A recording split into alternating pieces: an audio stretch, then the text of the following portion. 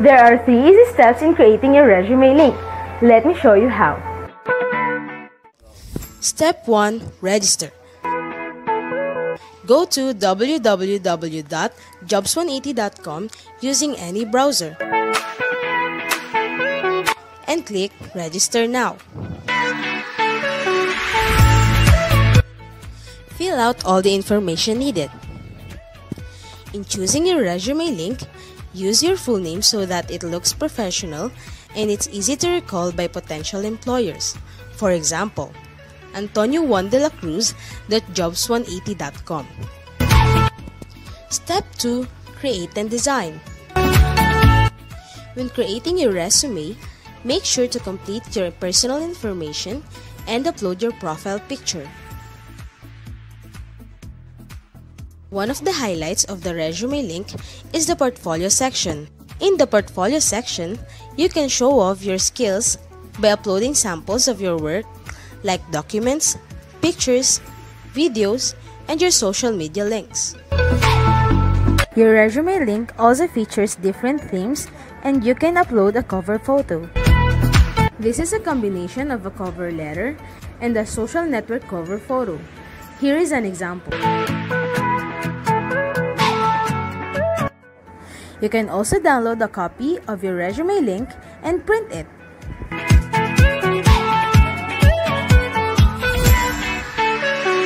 Step 3. Apply for a job. There are many ways to apply with your resume link. First is browsing the job recommendations in your Jobs 180 dashboard. If you're qualified, click Submit Resume Link. So what are you waiting for? Dress up your next generation resume, stand out brightly among the competitive job seekers in the market, and win the heart of your future employers using Resume Link.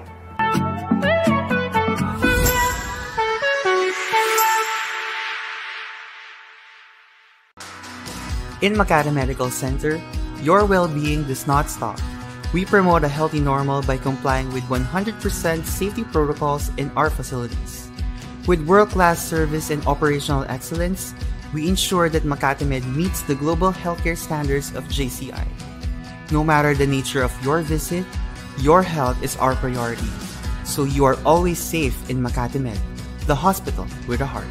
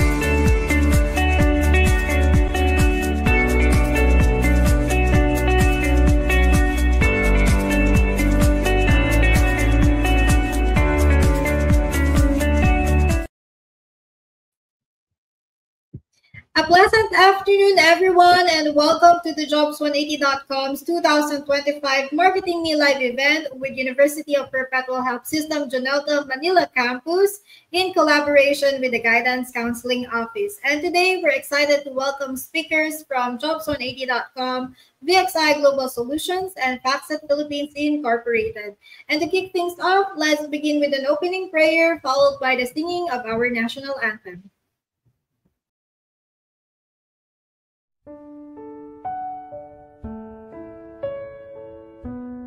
In the name of the Father, and of the Son, and of the Holy Spirit. Amen. Mother of perpetual help, you have been blessed and favored by God.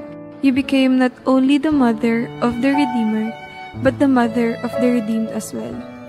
We come to you today as your loving children, Watch over us and take care of us. As you held the child Jesus in your loving arms, so take us in your arms. He who is mighty has done great things for you, and God's greatest fear is that in time of temptation, we may fail to call out to you and become lost children. Intercede for us, dear Mother, in obtaining pardon for our sins, love for Jesus, final perseverance, and the grace always to call upon you, Mother of Perpetual Help. Our Mother of Perpetual Help, pray for us. In the name of the Father, and of the Son, and of the Holy Spirit. Amen.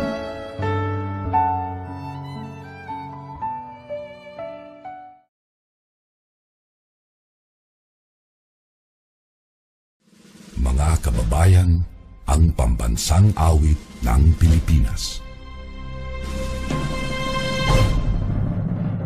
Bayang magiliw, perlas ng silanganan, alam ng puso, sa titik mo'y buhay. Lupang hinirang, duyan ka ng magiting, sa manlulupi, di ka pasisingil, sa dagat at bundok, sa simoy at sa langit mong paghaw, may ilang ang tula at awit sa paglayang minamahal. Ang kislap ng watawat mo'y tagumpay na nagtitipid, ang bituin at araw niya kailan pa may magdidilim. Lupa ng araw ng maraming pagsita, buhay ay langit sa ating mo. Aming ligaya na pag may mga apit, at mamatay ng dahil sa'yo.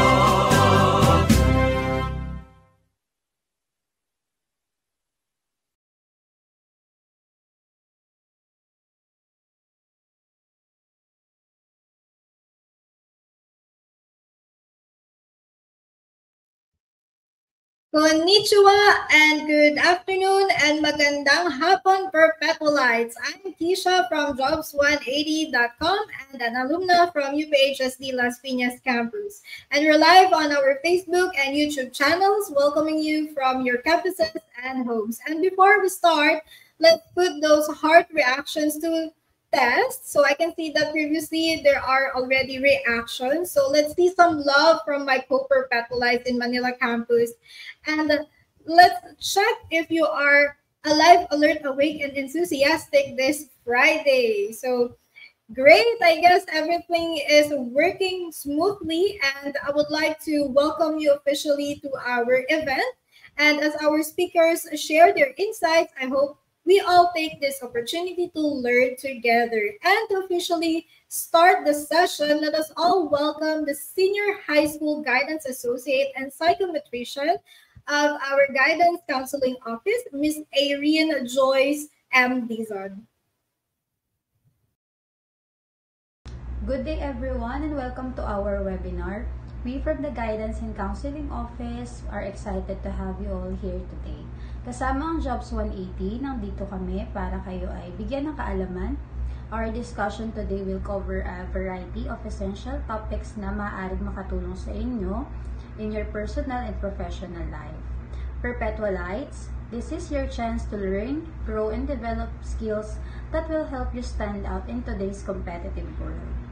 Don't forget to take opportunity to learn and improve. Always remember that every new knowledge and skill you gain will help you succeed in the years to come. Thank you for joining us today and we are hoping na marami po kayong matutunan. All right, and thank you so much for that sweet and short, warm welcome, Miss Irene. And I hope to our audience today, you are excited to join me in discussing different topics. So please comment in with your name, year, and strand or course. And if you have questions during the talk, please feel free to type them in and we'll address them after each presentation. And of course, don't forget to tag and share this event with your friends, especially those who haven't joined it yet. So mention them in the comment section below. And for today, here are the following topics that we're going to tackle. So first, we have job application using ResumeLink by jobs180.com. We also have financial literacy for young professionals, a guide to achieve financial freedom by VXI, and answering interview questions and assertive communication by Factset. And lastly, we'll discuss developing strong work ethics by VXI. So, wow, we have some fantastic topics lined up today, and I'm sure everyone is excited to hear from our speakers. And a shout out again to everyone who's already here. And if your classmates aren't plugged in yet, feel free to call them or mention them in the comments section and let them know to join this webinar. So let's make sure that everyone will learn for today, and it will take us something to be equipped before we enter the world of work. So again, don't forget to comment with your name, year, strand, and course. And of course, as we go along, feel free to type in your questions into the comment section, and we'll address them after the presentation. So this is your chance to ask anything before stepping into the professional world. At gaya nga ng sabi ni Susan Rosas at favorite line ng Jobs 180, huwag tayong mahihiyang magtanong. So let's hear those questions. And to our audience, Perpetualites, sit back, relax, and let's all #learn together as I introduce our first speaker. Our first speaker for today will be discussing job applications using ResumeLink, and he has 20 years of experience in sales, marketing, business development, customer service, operations, business process, and human resources. And as a trusted resource speaker, he has done over 1,000 career development seminars in more than 400 plus colleges and universities nationwide. So let's all welcome the Managing Director of Jobs180.com, Mr. Kim Chua. Sir Kim, the stage is yours. So hi everyone, good day to all of you. My name is Kim Chua. Don't forget the wa, baka Kim Chu lang maalala nyo. And I'm here to share to you about the most secure tool for job application. This is how you can market yourself more effectively and the different ways to do that. Okay, so let me start. Now, when you apply, you probably have a checklist if you're using the right tool. So just go along with me if you have the right, if you have the same checklist that I have. So ito yung mga things na like kong tinatandaan, no? Will my tool or will the thing that I'll be using help me to stand out? That's the first item that is very important for me. Kailangan mag-stand out ako kasi dami-dami kong kasabayan kalaban sa pag-apply. Another thing in my checklist is that, do I have more than one file? Because oftentimes I have a lot of files. May academic records, may mga government IDs, ang dami mga kailangan hingiin ng mga companies. So I'd like to put them all in one file. And this tool helps me to do that. Okay? Another thing that this tool can do is that it allows me to make the process more efficient. Mas napapabilis yung pag-apply. No? Hindi na napapatagal yung pabalik-balik. So mas mabilis din syempre tayo maka-move forward. Diba? And another thing that this tool can do is that wala tong bayad. Mukha lang akong salesman pero libre po ito. Okay? So this tool is absolutely for free. The most important in my checklist is that this tool, okay, makes my information secured. And I think this is the most important question. Do you want your information to be secured? I hope your answer is yes. Okay? And so with that, let me show you ano tong tool na ito. This tool is called ResumeLink. ResumeLink, by definition, is the most secured tool for job application. Okay, this is a personalized URL. It is a link that anyone can open online anytime, provided that they know the link. So let me use an example. If you are John Santos, just in case lang, your name is John Santos, your ResumeLink would look something like johnsantos.jobs180.com. Ganun lang kasimple. So how do you make one? Okay, how do you make one? Now, the first step is for you to register. This is absolutely for free. Wala itong bayad. Okay?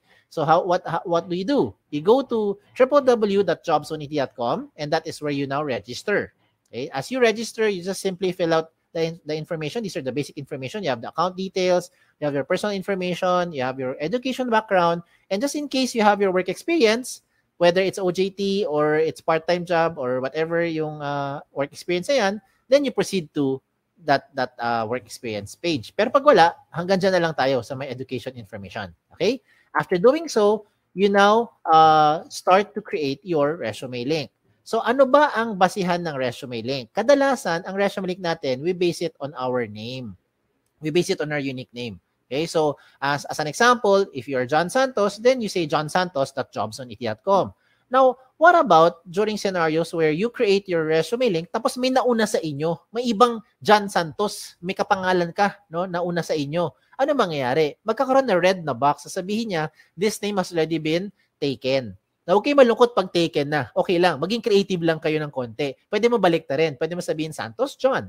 Okay, you can also say Santos J. O kaya J Santos. O kaya JS. Di ba? Or SJ. Depende sa link na gusto mo gawin. Basta importante, wala kang kapareho kahit kayo may kapangalan. Now, another thing I'd like to emphasize here, wag po kayong OA. Pag gumawa kayo ng resume link, huwag mo gagawin tipong nakalagay, cutie pie, lover boy, Barbie doll, di ba? Because it doesn't sound professional. Imagine going to a company and the HR will ask you, do you have a resume? Tapos sasabihin mo sa kanya, meron po, ang resume ko ay eljablo.jobsonit.com. Di ba? Baka matakot yung HR sa inyo. So I don't recommend that you do something like that. Just stick to your name. Whatever your name is, it will sound professional. Okay? Now, in creating a resume link, you have to use a valid email. Emails like Yahoo, Gmail, Rocketmail, any email, basta nabubuksan nyo, wag na wag ka lang gagamit ng facebook.com na email. Okay? Do not use something like, example lang patrick@facebook.com na email. Do not use patricia@facebook.com na email. Okay? In short, do not use @facebook.com na email. Because if you use @facebook.com, you will no longer be able to receive notifications being sent to you by the companies as well as jobs180.com. Okay? So use something that you can open. Why is it important for you to open your email? Because you have to verify your account. Okay? Remember, pag nag-verify, yan ang ebidensya na ikaw nag-register talaga. Yan ang proof. Diba? And at the same time, if you verify your account, then you'll be receiving notifications from the companies as well as Jobs on 80. If you do not verify your account, hindi nyo na po marireceive yung mga notification ng mga companies. So, sayang naman. Diba? Might as well verify your account first. Okay? Now, you're done with the first step. After you verify. So, ano na ang second step? Ang second step is the most logical of all the steps. You have to complete all the information. Very logical. Sino sa inyo mag-apply sa mga kumpanya, bungi-bungi detalye?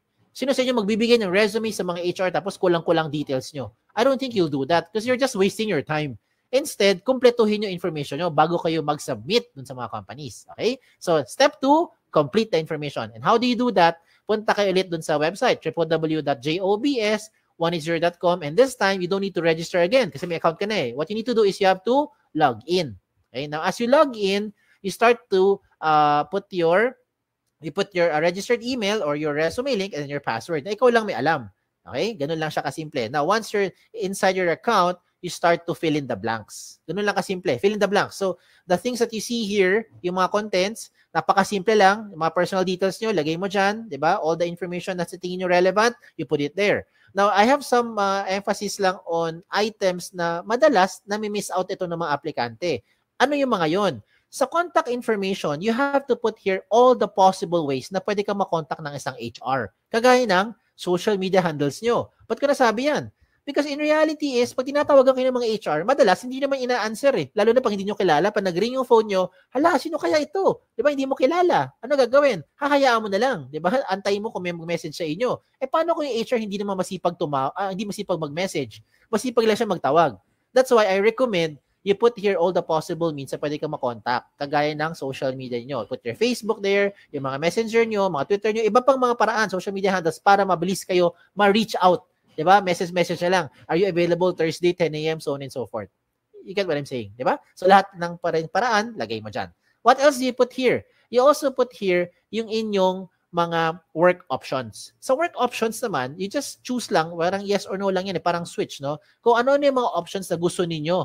No, willing to work night shift, willing to relocate, looking for OJT, you can also put it here.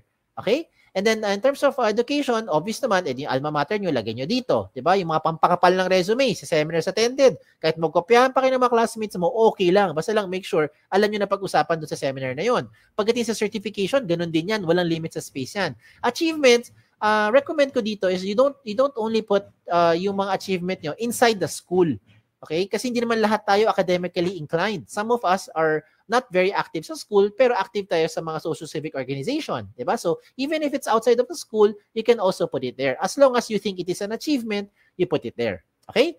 Now, in terms of skills and languages, isa-isahin ko lang yan ha. Sa skills, do not limit your skills dyan lang sa course nyo. Hindi perkat education ng course mo, ang ibig sabihin, ang skills na alam mo lang ay magturo. Hindi porkat accounting ang course mo, ang alam mo lang gawin or ang skills mo ay mag-debit, credit at mag-balance sheet. Diba? So, marami kang alam na iba pa mga skills na kahit walang connect sa course, you can also put it here. Sample, photography, diba? Videography, diba? And all the other things, calligraphy, pwede mo ilagay dyan. Okay? When it comes to languages, I'm sure alam nyo, 2 lengguwahe na at the minimum. You know English and you know Filipino. If you know local dialect, to be specific, lagi mo Tagalog, Sabacano, Bisaya, Kapampangan, 'di ba? Ilonggo, wala naman limit sa space eh. 'Di ba? If you know foreign languages, put it there. Chinese, Japanese, French, Vietnamese, kung ano man 'yan, ilagay nyo. Because what you're doing is you're trying to market yourself more effectively to the prospective company.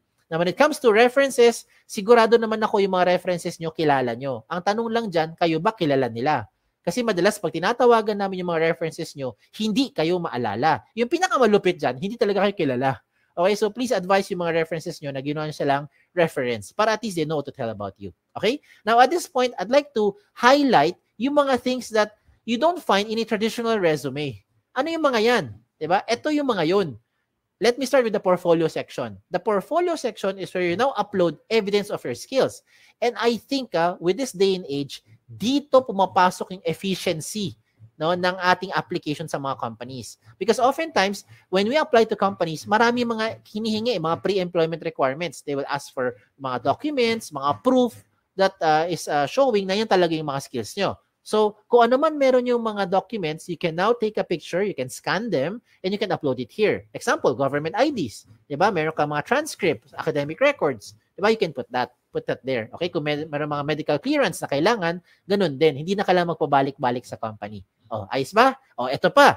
Ba? But wait, there's more. Ito na yun. Itong isa pang gusto ko i-recommend sa inyo, yung tinatawag natin selfie video. Nowadays, I think it is not very difficult to create a selfie video. Diba? Ito may TikTok nga kayo eh. Diba? Alam mo naman paano gumawa ng selfie video. So I don't need to teach you how to create a selfie video. What I need to share to you na lang is yung anong kailangan sabihin pagka gumawa ka ng selfie video. Okay, this time, what I recommend is you say something interesting about yourself. Okay? So, you pretend that you're being interviewed by the HR. Diba? Ano yung matiyatanong sa atin? Why should we hire you? Diba? Tell me something about yourself. Why should we consider you among all the other applicants? O, diba? Ang kagandahan ngayon is you create that video for about 1 minute or less. Hindi kailangan sobrang haba. No? Mga 1 minute lang or less. Pero ang maganda rito is na-evaluate na nung HR yung inyong communication skills. If you can speak in English, then I recommend you speak in straight English. But if you cannot, it's okay as long as you're able to show your personality. You can also showcase here yung mga hard skills nyo. Ano yung mga hard skills? Kagaya ng mga video na panood ko dati, pinakita nila how to use a soldering iron, how to properly handle a welding machine, diba? How to fold table napkins.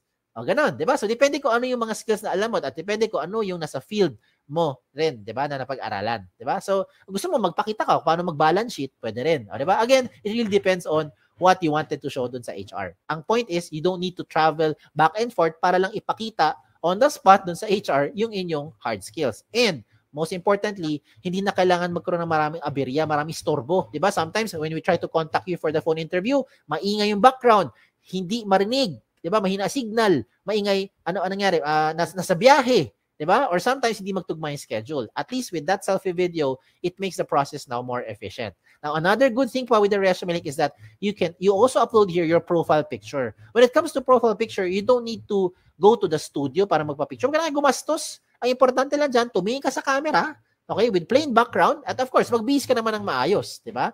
And then, you're good to go. Huwag mo gagawin yung mga nasa right side ng screen niyo. Those samples that I'm showing you, it doesn't look professional. Imagine, di ba, yung mga selfie, mga nilagay ng avatar, yan, huwag nyo gawin yan. Okay? Huwag nyo gawin yan. It doesn't look nice, doesn't look professional. Okay? Now, another good thing pa with the ResumeLink is that meron tayong tinatawag na cover photo. Ayan, pasintabi sa matatamaan. May iba sa inyo nakikinig ngayon, hindi naman kayo gifted with writing skills. Some of us are having a difficult time expressing our thoughts and feelings into words. So ano pwede mo gawin? You can now use those pictures to represent your personality or to showcase yung inyong skills. Example, look at the one on the left, yung nasa baba. Ano kaya siya? Sabi ni iba, sir, ophthalmologist, optometrist, or eye expert. Yung nasa kanan, yung nasa taas, ano kaya siya? Sabi ni iba, sir, para siyang admin or clerical work Or maybe makalat kasi tingnan mo yung lamesa ang kalat-kalat. O, di ba? Again, it depends on the interpretation of the person looking at it. This is an example of someone into HR or maybe into psychology. And this one is an example, it's a very good example, by the way, of someone who wanted to say that there is no shortcut to success. Hindi po yan miyembro na Akit Bahay Gang. Okay? Ang gusto niya sabihin, you will be able to reach yung goal mo by taking one step at a time. Oh, di ba? You get what I'm saying now. So I'm showing you good examples para you can draw inspiration from. And I will also show you not so good examples. Ito yung wag niyong gagayahin. Huwag kayong magpapaka-misteryoso. Okay? Maglagay ka ng picture mo dyan. Lalaki man, babae, in between, okay lang. Ilagay mo dyan, member man tayo ng LGBTQ+, okay lang. You put it there. At least alam ng HR who to expect. A lot of times, yung mga pangalan kasi very interchangeable nowadays. Ako mismo, guilty ako dyan. My name is Kim. A lot of people think, babae ako. Di ba? Eh, pag iba nababasa ko mga resume, ano nakalagay sa resume nila? Chris. Nakalagay George, Alex, Sam, Nick. O, di ba? Joey. I would assume lalaki. Yun pala, babae. O, di ba? So that's why you better make sure you put your picture there. And wag naman pugot yung ulo nyo pag nilagay ng picture. Dapat kompleto. Okay? Never leave this blank because if you leave this blank, it will not catch the HR's attention. Trust me. Kung ikaw ang HR, wala ka namang ibang makita dyan, malamang mangyayari dito, next applicant na. Okay? And then if you want to catch the HR's attention, do not create something like this. This is just my opinion. I don't think this looks professional kasi ang dating parang tamad, parang happy-go-lucky, no? Parang chill-chill, walang pakialam sa buhay. Again, that is just my interpretation. Okay? So I showed you the good and not so good examples para you'll be guided. Now you can just play along later on kung anong sa tingin nyo mas bagay sa inyong background or sa inyong sa gusto niyo ipakita sa personality niyo. Okay? Now let's examine a very good example. Look at this person, itong iExpert. Bakit maganda itong example ng kanyang resume link? Because all the information you're seeing here, kompleto na. 'Di ba? Hindi ka na magpabalik-balik eh. Kung ikaw yung HR, everything that you need to ask or you want to know about the applicant, you already find it here. If you're the applicant, you might as well put everything there para wag mo na antayin pa yung time na hihingiin pa sa'yo ng HR yung mga documents yan. Baka hindi na mangyari yun. Baka may ibang aplikante na mas assertive, nilagay lahat ng mga information na i-process na siya kaagad. Diba? Now, at this point, I know what you're thinking. You're probably thinking, sir, okay nga tong resume link. Kaso lang, baka naman yung information ko nakakalat na sa buong mundo. Baka naman nakalantad na sa buong internet. Ang sagot ay, hindi. Kaya nga tinawag na the most secure tool for your job application. Diba? Bakit? Because you control your privacy settings. Ikaw mismo, as an account user or as a resume link owner, ikaw ang may control ng privacy settings mo. And how will that happen? When you log into your dashboard, as you can see in my screen, when you log into your dashboard, you will find the resume link settings. Pagpunta mo sa settings, mapuntahan mo yung privacy settings at dun ka mamili ngayon ng information you want to show or hide in public. So let me use an example. If you don't want to show your birthday, what do? You turn it off. You don't want to show your references, you turn it off. You don't want to show your address, what do? Turn it off. Diba? So yung mga information na in-off mo, hindi lalabas sa public. Now, if ever lang you decide to change your mind, ang maganda dito sa resume link, updated yan, real time. As in real time. So 5 minutes later, you want to show your birthday, turn it on. What happens? Lahat ng mayroong alam ng resume link mo, alam na niya yung birthday mo. Diba? If 2 days later, you want to show your address, you turn it on, you save your profile, lahat ng may alam ng resume link mo, alam na rin yung inyong address. You get what I'm saying? Diba? So, depende na sa inyo kung ano gusto mo on or off. If you want to turn off everything, then okay lang. You can just turn off the button. Enable public resume link, off. Wala nang lalabas sa public. Kahit na anong information. Okay? So, yan ang re-remind ko sa inyo. This, the second step is for you to complete the information. And in doing so, please make sure that your profile is interesting, diba? Yung information mo kompleto at updated ang details nyo para mabilis kayo makontak ng mga HR. Now, we go to the last step. Pangatlo na, last step na to. The last step is for you to submit. Now, how will you submit your resume link to those companies? You might be thinking you want to explore opportunities outside of the Philippines. Maybe you want to join some job fairs later on. You want to apply online. You want to, marami, walk-ins, diba? Depende kung ano kasi bumabalik na yung face-to-face ngayon. So, lahat ng mga ipapakita ko sa inyo, lahat ito, practical application. Lahat yan, makaka-relate kayo. Ano yung first one? The first one is you go online. Of course. Diba? Yan ang fastest way. You just connect via your phone, via kung ano man gadget mo, go to jobs180.com, search for companies. And by the way, speaking of search, you can only search for company, tatlo lang pwede mo i-search ha. Search for company name, position title, and location. Doon sa search bar, hindi mo pwede ma-search ang resume link. So example lang, ikaw si John Santos, okay? O kaya ikaw si, ako na lang, Kim, halimbawa lang, subukan mo pumunta sa jobs180.com, doon sa search bar, type mo doon Kim. tingnan mo kung may lumabas. Malamang sa malamang, walang lalabas. Unless may company name, position title, or location na may word na Kim. Other than that, walang lalabas dyan. Kasi hindi siya searchable. So, the only time a company would be able to know your information is if and when you give your exact resume link to that company. So, ikaw may control. Ayos? So, tuloy natin. Okay, tuloy natin. So, if you're going to search for companies, what do? Just go to the website of jobs180.com, search for companies. Kung may lumabas, edi meron. Pag walang lumabas, edi wala. Diba? Ganun lang yan. Huwag natin pilitin magkaroon ng something kung wala talaga. Diba? Okay, so ano gagawin? Tingnan mo yung mga companies. Kung meron kang type, edi gawin nyo, check nyo yung opportunities. After that, you now submit your information to that company. Okay? And when you submit your information to the company, it will ask for your profile, for your resume link and password. So ikaw lang magbibigay ng consent dun sa company. Okay? Now, another option is for you to send resumes via email. Now, there's nothing wrong in sending resumes through email. Ang tanong dito is, how are you sending your resumes through email? Do you do it like this? Do you say, "Dear HR manager, I'd like to apply for the following position. This is my resume." Tapos mag-attach ka ng Word file, PDF file, or whatever file you have. If you're doing those attachments pa, ang tawag dyan, traditional, pampabagal, makaluma. Hindi ko sinabing mali. Ang sabi ko lang, traditional, pampabagal, makaluma. Bakit? Hindi mo kailangan mag-attach anything anymore. If you're going to write an email and send your resume, just simply type your resume link there. "Dear HR manager, I would like to apply for the following position. This is my resume. In this example, Antonio Juan de la Cruz, jobs180.com, send. Tapos na. Ganun lang kabilis. Diba? Whatever changes you need to do, you put it inside your resume link. You don't have to keep on sending another attachment.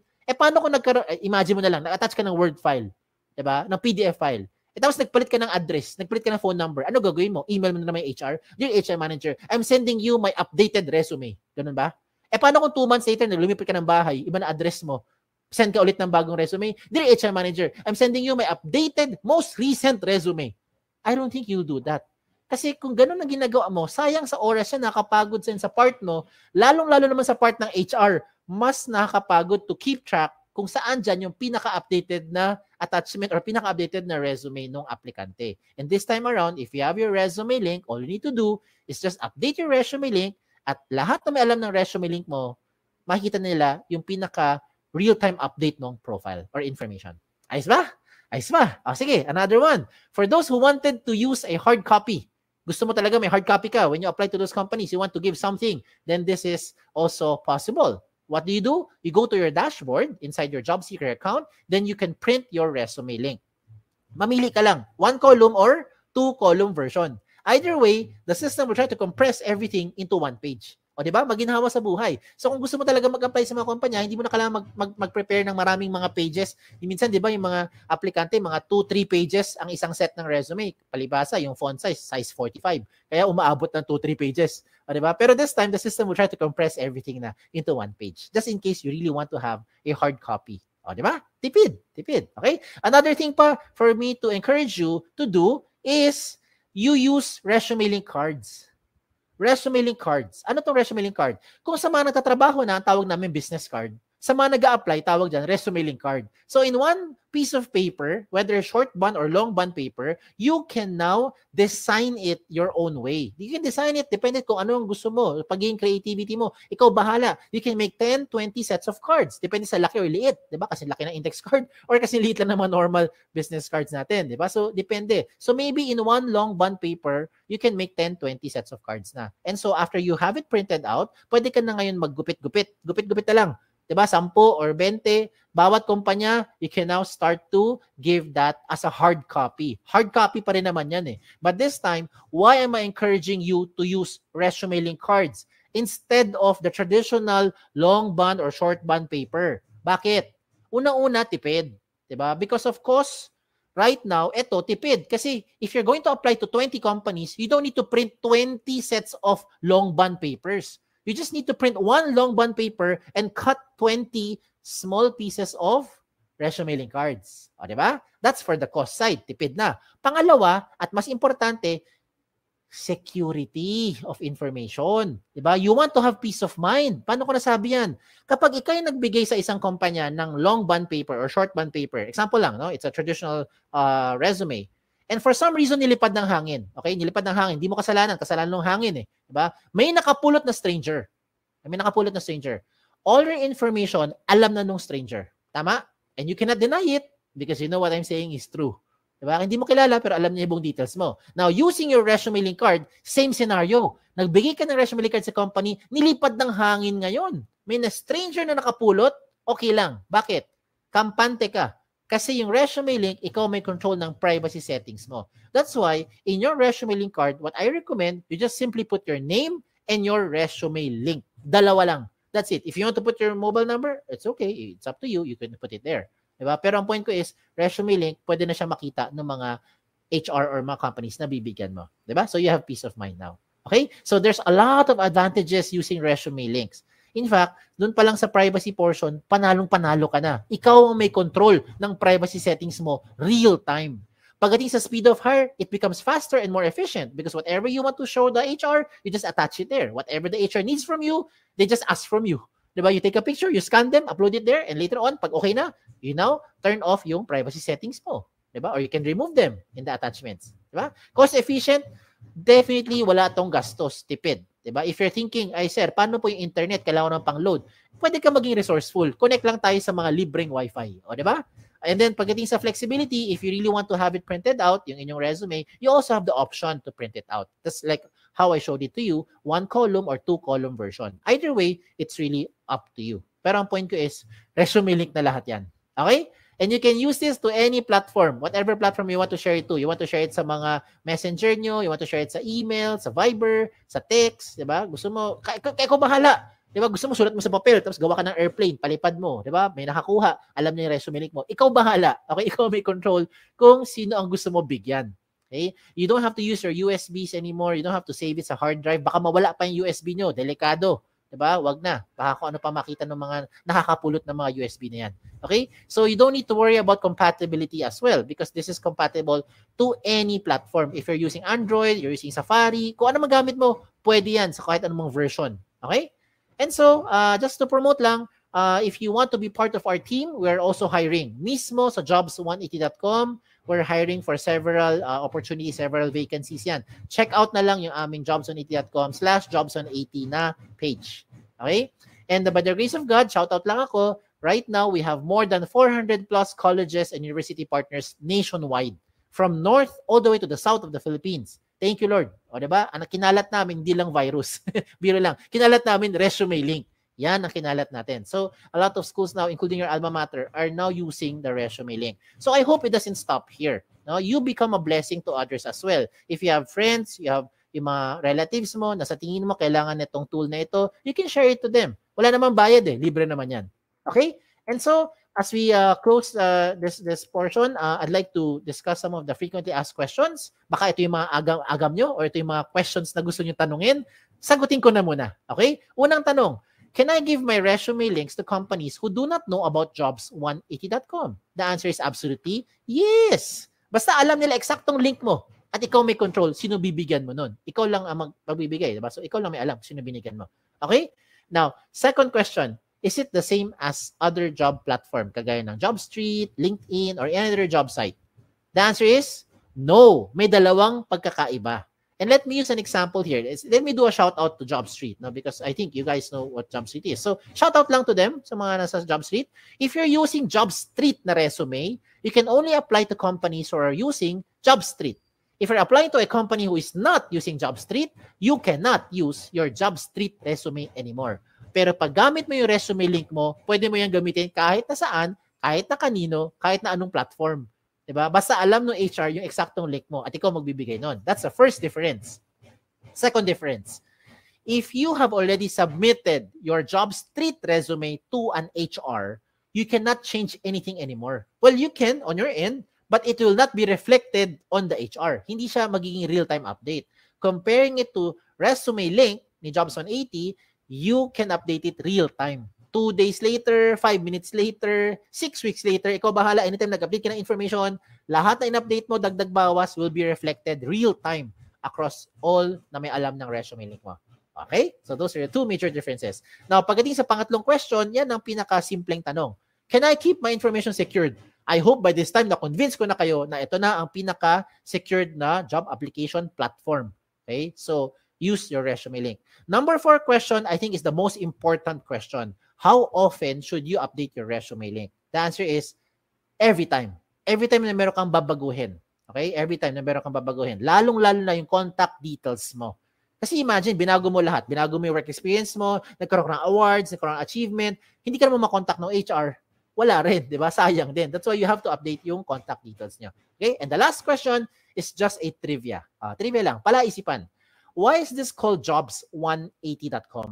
This is called jobs180.com because we want to turn your life around 180 degrees.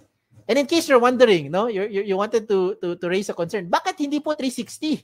Kasi pag 360 degrees, you only go back to where you started. Ikot ka lang na ikot, wala kang pupuntahan. 'Di ba? Bumabalik ka lang kung saan ka galing.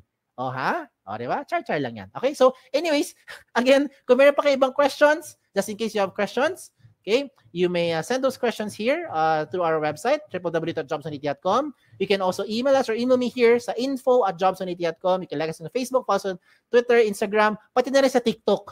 Okay, so check us out on all our social media platform. Okay? Again, my name is Kim Chua. Don't forget the wa. Okay? Isang magandang araw po sa inyo lahat. Thank you. Okay, and thank you, Sir Kim, for sharing ResumeLink. And again, guys, if you have any questions to Sir Kim regarding his topic, kindly send them into the comment section. And of course, Perpetualites, my dear Perpetualites, please refrain from commenting unnecessary things onto the comment section since we are also having our special guest here onto the webinar. They can see what you are trying to convey into the message. So, ayun. And Sir Kim, thank you again for gracing us with your presence. And I heard that these Perpetualites will be given a bonus points kung sa mga activity yan if they're going to send in their questions. Ayun po. Sir Kim, there's one question na pumasok po sa ating Facebook page, naka-direct message, nahiya ata mag-comment.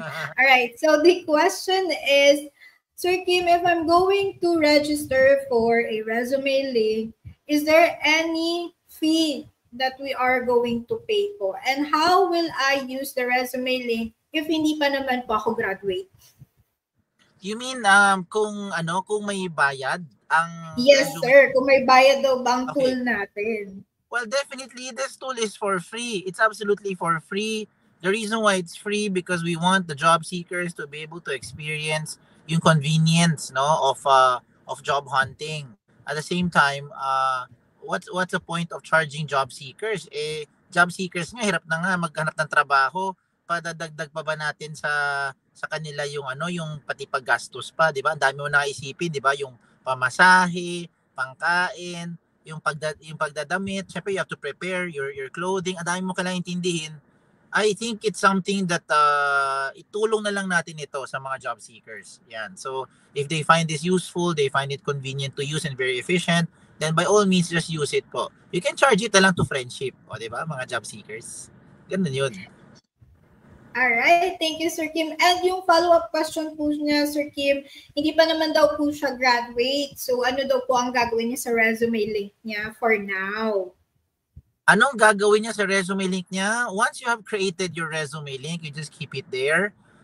It doesn't mean that when you create one, ang main purpose lang talaga ay pang-apply. You can use it to keep your portfolio for reference. So as you build your network, as you develop your career, halimbawa meron ka mga exposure, nag-attend ka ng mga seminars or convention, or maybe meron ka mga new learnings, meron ka new found interest. Halimbawa, nahilig ka sa mga pag-alaga ng mga asot, pusa, rabbit at kung ano man, halimbawa, no? Or maybe nahilig ka sa music, sa arts or anything, you can always put it there as your portfolio. So, you build it up and then later on, pag kailangan gamitin, you can have something to show. Diba? Yun yung importante. So, hindi naman kailangan gumamit lang para mag-apply. You can create one and just save it lang, no? And then later on, balikan mo. Yun po. I hope na-answer ko yung tanong nung sino man yung may bonus question na yan. Ay, may bonus Yes, point. si Carmel Sir Kim. And first name na lang kasi baka nahihiya siya. Yun. Thank you, Sir Kim. And of course, we would like to also ask Sir Kim, so since we can try to build up our resume link and upload some of the things that we want to showcase, like our skills and let's say mga certification, may we ask po, how about the security of our information and the things that we uploaded into the portfolio section ni resume link? The good thing here is that you have the ultimate control. So kahit ilagay mo dyan lahat, when I say you, ikaw as a job seeker, as a resume link owner, kung ano man ang ilagay mo dyan na information, ikaw pa rin naman may control if you're going to show it or hide it. So even if you put everything, sabihin natin lahat ng talambuhay mo nilagay mo na diyan. Halimbawa, lahat ng mga details nilagay mo na diyan. You still have the final say if you want people to see it or not. So you have the option to just keep it muna or hide it. And then later on pag kinakailangan mo talaga ipakita, that's the time you turn it on, yung button doon sa my privacy setting, you turn it on para makita ito ng mga possible companies na nabibigyan mo. Ganun. So that's my take on that. Kaya lagay mo lang lahat para hindi ka na mahirapan ano dapat ilalagay mo itatanggal mo, 'di ba? Mas maganda na lang turn on turn off na lang. Depende kung saan mo gagamitin. Ayun. All right, and thank you, Sir Kim, for clarifying that we are really secured in using the resume link. And since some of them are still thinking of what question ang gusto nilang itanong sa Jobs 180 team, especially kay Sir Kim, my last question for today, Sir Kim, is that what are the benefits of receiving real-time feedback on an online resume from potential employers or peers? Okay, the benefit of getting real-time feedback is that you'll be able to decide and move forward as well real-time. No? Halimbawa lang, imagine na lang ng panahon ng mga lolo at lola natin. No? Sa mga nakikinig, baka siguro hindi nga umabot sa lolo at lola. Baka mga tito-tita o ganyan. Diba? Noong mga panahon na wala masyadong technology pa. Imagine when you apply to a company and the company gives feedback to you. Yung ibang mga companies, tumatawag pa sila. Kailangan ma-reach out pa, di ba? And you have to do a lot of follow-up. Minsan yung HR walang oras magbigay feedback. So, kailangan mo pa mag-follow up. Ma'am, I applied to your company 3 months ago. Di ba? Ano pong status? Marami pang tumatagal. Now, the benefit of with technology right now, the benefit of the efficiency is that the moment you apply, you'll be able to know kung pinaprocess na kayo or hindi. So doon pa lang meron ka ng idea by looking at your dashboard kung pinaprocess na kayo ng mga companies or hindi. Now the next thing you need to do is when you see that you're being processed, you have to keep your lines open. Diba? You have to keep your lines open kasi mamaya yung HR tumatawag na sa'yo. Ikaw naman pala yung hindi sumasagot ng tawag, ikaw naman pala hindi nagbabasa ng email. So they're trying to reach out to you hindi ka naman responsive. So hindi rin gagalaw yung application mo, 'di ba? So it's a two-way thing. So you have to do the first step. Syempre, you have to apply. And then you have to keep your line open to wait for feedback from companies or for them to reach out to you. And you have to set a timeline. Halimbawa lang, 1 month na, wala pa rin na feedback sa'yo, then you might want to explore also other companies then while you're waiting for that company to reach out to you. Ayun. So I hope I was able to shed some light doon sa tanong na yun. Yes, of course. And thank you again, Sir Kim, for clarifying all of our agam-agam. So ayan, Taglish tayo for today, guys. So again, Sir Kim, thank you for joining us today and introducing Resume Link from jobs180.com. And students, again, if you wish to send in more questions about Resume Link or want to learn more, you can visit us at www.jobs180.com or email Sir Kim at info@jobs180.com and visit also our social media handles. So again, Sir Kim, our students can visit schools.jobs180.com/Perpetual Manila so that they can see the latest job vacancies, whether it is for internship or fresh graduate, first time or entry level work, and of course, other events that will be posted on your school career portal. So again, Sir Kim, have a nice day and happy Friday. Thank you also for having me. Have a nice day, everyone. Have a happy weekend ahead. All right. Thank you, Sir Kim. And of course, students, again, now that we know how to apply for jobs using Resume Link, which is a very great tool for you students as you start your job search, let's move on to our next topic. Our second speaker will be sharing insights on financial literacy and will guide us how we can achieve our financial freedom. He is a BE Ed CA English graduate from the University of the Philippines, Diliman, and he has experience working as a language educator and an instructional designer. He's currently employed at VXI, where he and a team of specialists work towards finding the best employment fit for aspiring job applicants. So let's all meet Mr. Eric A. Domantay Jr., our talent acquisition and trainer from VXI. Sir Eric, the stage is yours. Meaning aga-aga pera. It's financial freedom, a guide to financial freedom, or as I like to call it, financial independence. So we're going to talk about how to achieve that and one important or key aspect of getting there. So I guess financial freedom, financial independence. Why do we even bother? Like, what's it for? So when we talk about financial independence, what that means essentially is that from the word independence, freedom, that means there's a certain freedom related to your finances, circular. But that just means that you are free to spend, because once you achieve financial independence, that would mean that you have already set aside enough funds to cover all of your basic needs, right? Because once you have all of your necessities covered, then that means you are now a bit freer to allocate your excess money, excess funds to whatever it is that you want to do. And in life, there are so many things that actually costs money. So ito, one big irony that I want to want to talk about. So you want to be financially independent. So of course, what you're going to do is you're going to try to make money first. Now, in the process of making money, you actually have to use up money as well, right? Uh, so for instance, you want to apply for a job. Jobs 180 has a great website. Resume Link is an awesome tool.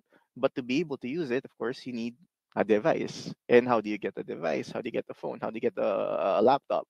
Diba? You have to have money to pay for it. And let's say you already have those things. How do you get access? You need internet.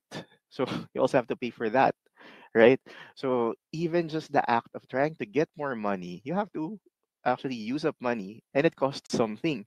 So that's one thing that you have to spend on in life. What else? Aside from your things, when you look for a job, you also have to spend on your outfit or other stuff. So there's just so much you need to spend on. What else? Aside from finding work or getting that device, you need to get from one point to another. You need to travel. So maybe traveled in the sense that you're going on a vacation. Awesome. That's going to cost money. Or even if you're talking about work, like getting from your home to your place of work, you're going to have to travel. You're going to need either transportation fee, or you have to pay for gas money. So again, just moving from one place to another costs money. What else? Right? In the last few months, there have been calamities, typhoons, stuff like that. That also costs money. Whether you're affected directly or indirectly, it's going to affect prices of goods. So again, money, and that's not to cover other emergencies, right? Because there's plenty of things that are unexpected, and in that moment, you have to either spend or lose out on some things. So, 'di ba, I hear this often before that that we are like one hospital bill away from poverty, and sometimes I feel that, and I have experienced that. So there's just so many things that you have to spend on, and you need to find a way to be able to cover all of those, and that's what we'll talk about. But to help you also visualize it further, because it's not always emergencies that require your immediate spending. For example, opportunities also might require costs. Let's say this stock. I ask, I'll only continue if you guys send me 10 pesos to my Gcash. For some, right? For some that might be okay. Like, sure, sige sir, we'll send you 10 pesos. Fine. That I can spend that on it's like an investment, not just of my time, but of my money for my career. Sige, I can do that. And what happens if I ask you for like 10,000 pesos to continue, right? Not everyone will be able to afford that. And what happens when and hindi lang sa toko, right? I'm not going to ask you to pay, don't worry. But it's just an example where in there's plenty of things now sometimes to get the credentials that you need, you might need certain certification, and to get certification you need to shell out money, and if you can't shell out the money, then that means you have to forego the opportunity. So hindi lang siya sa emergencies, but also in your career you're going to need to be ready to have money to spend so that you don't have to back away from certain opportunities. So okay sir, yeah, you mentioned na what we've already know. We've established that we need money, we require money, almost everything costs money. So what do we do, right? How do we achieve financial independence if at every turn you have to spend? And the key to that is saving. So the word or the act of saving. So just so we're on the same page, when we say save here, this pertains to your keeping your resources for now. You avoid spending it now. You avoid using the resource now. So that could be time, that could be money. In this case, let's say it's money. You don't use up the money now so that you can use it at a later time. And for everyone here, maybe graduating students, close to graduating, whether it's college or senior high, the thing is the best time to start doing this is now. I want you to just keep that in mind for the time being. I'll get to the point where it's clear why you have to start now, even though you might be thinking, well, I don't really have money, so how do I save? So, okay, when we talk about saving, this is the key because if you think about like life in general, the prices of goods always increase. Diba? You keep hearing things about inflation. So, if you do save, you have money, parang it eventually loses value because the goods become more expensive. For example, let's say I have 100 pesos right now, and I know maybe I can buy like a burger for 50 pesos. Tapos I decide na, yeah, I'll save 100 pesos and then maybe I'll keep it for a year. So tinabi ko lang siya, di ko siya ginastos. Eventually the price of the burger becomes like what? Let's say naging 52. Then what happens is if ginastos ko siya ngayon, I can buy two burgers and in the future magiging isa na lang siya. So, isn't that weird, sir? I thought you said you have to save. Well, this is why it's important that you also know where to store the money. And in this instance, let's talk about what will actually keep your finances afloat. And this refers to interest. So, here are a few terms you're probably going to encounter. And maybe you have encountered them already if you took like any economics class. Principal. We probably heard that before, hopefully. So that doesn't pertain to your to the person you go to pag nagsusumbong kayo. Principal refers to just the amount of money that you can save at the start. So parang siya yung base of what you're saving. Just keep that in mind. Next. Now this becomes the key. Interest rate. So as I said, you can save, like you can keep your 100 pesos in your wallet, not spend it. That's saving. You can keep your 100 pesos like underneath your mattress. That's saving. But again, because the prices of goods increase because of inflation, you have to find a way to store the money such that it also grows. And how does that work? You find a place where you can find decent interest rate. So basically, you want when you say interest rate, this is like the percentage of how much your money can grow.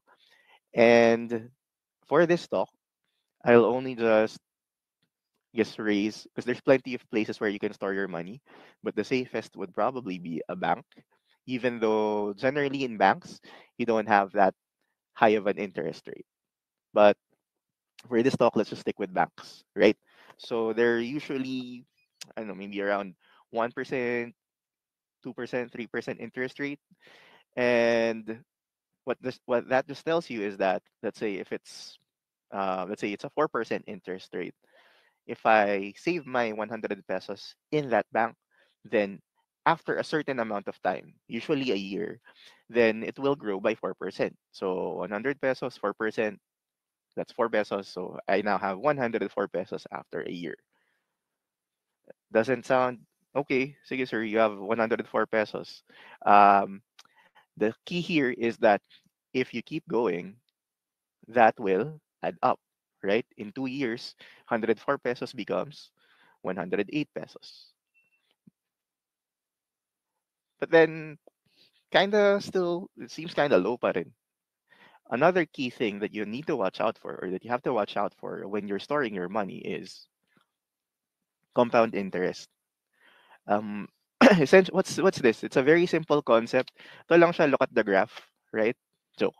That when they say compound interest, it just means that uh, part of the computation, instead of just your principal, instead of just 100 pesos, what you earn is also computed, or it's also part of the of where the percent applies. Ano daw? Let's go to an example. So 100 pesos and then 4% interest rate. After 1 year, 104 pesos na siya.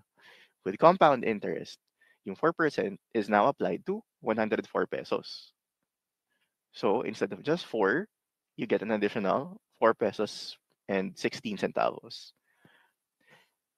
It might seem low, but if you increase the amount of principal, if you increase the money you put into it, the more you get. And the thing that I want you to take away from this, and the reason why I said it's good to start early, is that even with a relatively like uh I guess low-ish, or even if your principal is not that high, you have the resource of time. Because the more you let it grow, the more time you give it, the higher the earnings. So that's why it's important. What the important thing here is that I need you to take away that you want to start early because you want to take advantage of time. And that is going to be essentially your one of your main tools to like have funds to combat yung mga things that you need to spend on. But okay, sir, we know that we have to save. We know that we have to pick where we will put our money. And we also know that, yeah, it can grow depending on if you put a lot of money into it first. That means if you start with a big money to save, or it can grow over time. So, okay, but then what do I do? How do I make that happen? So again, I want you to think about this word. I want you to think about the word save. But this time, I want you to think about it as an acronym. So, SAVE. So, I'll talk about some steps that will help you actually put saving into practice. So, general tips that you can remember. Okay. So, the first thing that you want to do, of course, is you need to start looking for a source of income because it's going to be difficult to save if you don't have principal, you don't have like that initial amount that you can put into your savings account. So how do you do that? Back when I was starting out, or actually even before I finished my degree as an educator, I started looking into BPOs. I thought that because it had an easier level of entry compared to other jobs. So that's how I got into this. And then all you need really is to be able to communicate and to of course have critical thinking, have problem solving skills. It was one quick or relatively easier way to start getting income. And I think that's what's awesome too with VXI is that It if you're just a fresh graduate, you're definitely free to apply. You don't need to jump through so much hoops to get the job. As long as you can show that you have the skills, then you can get into it. And the nice thing about the industry is that relatively low barrier to entry and quite decent payouts, right? So that helped me fund um, my early finances when I was starting out.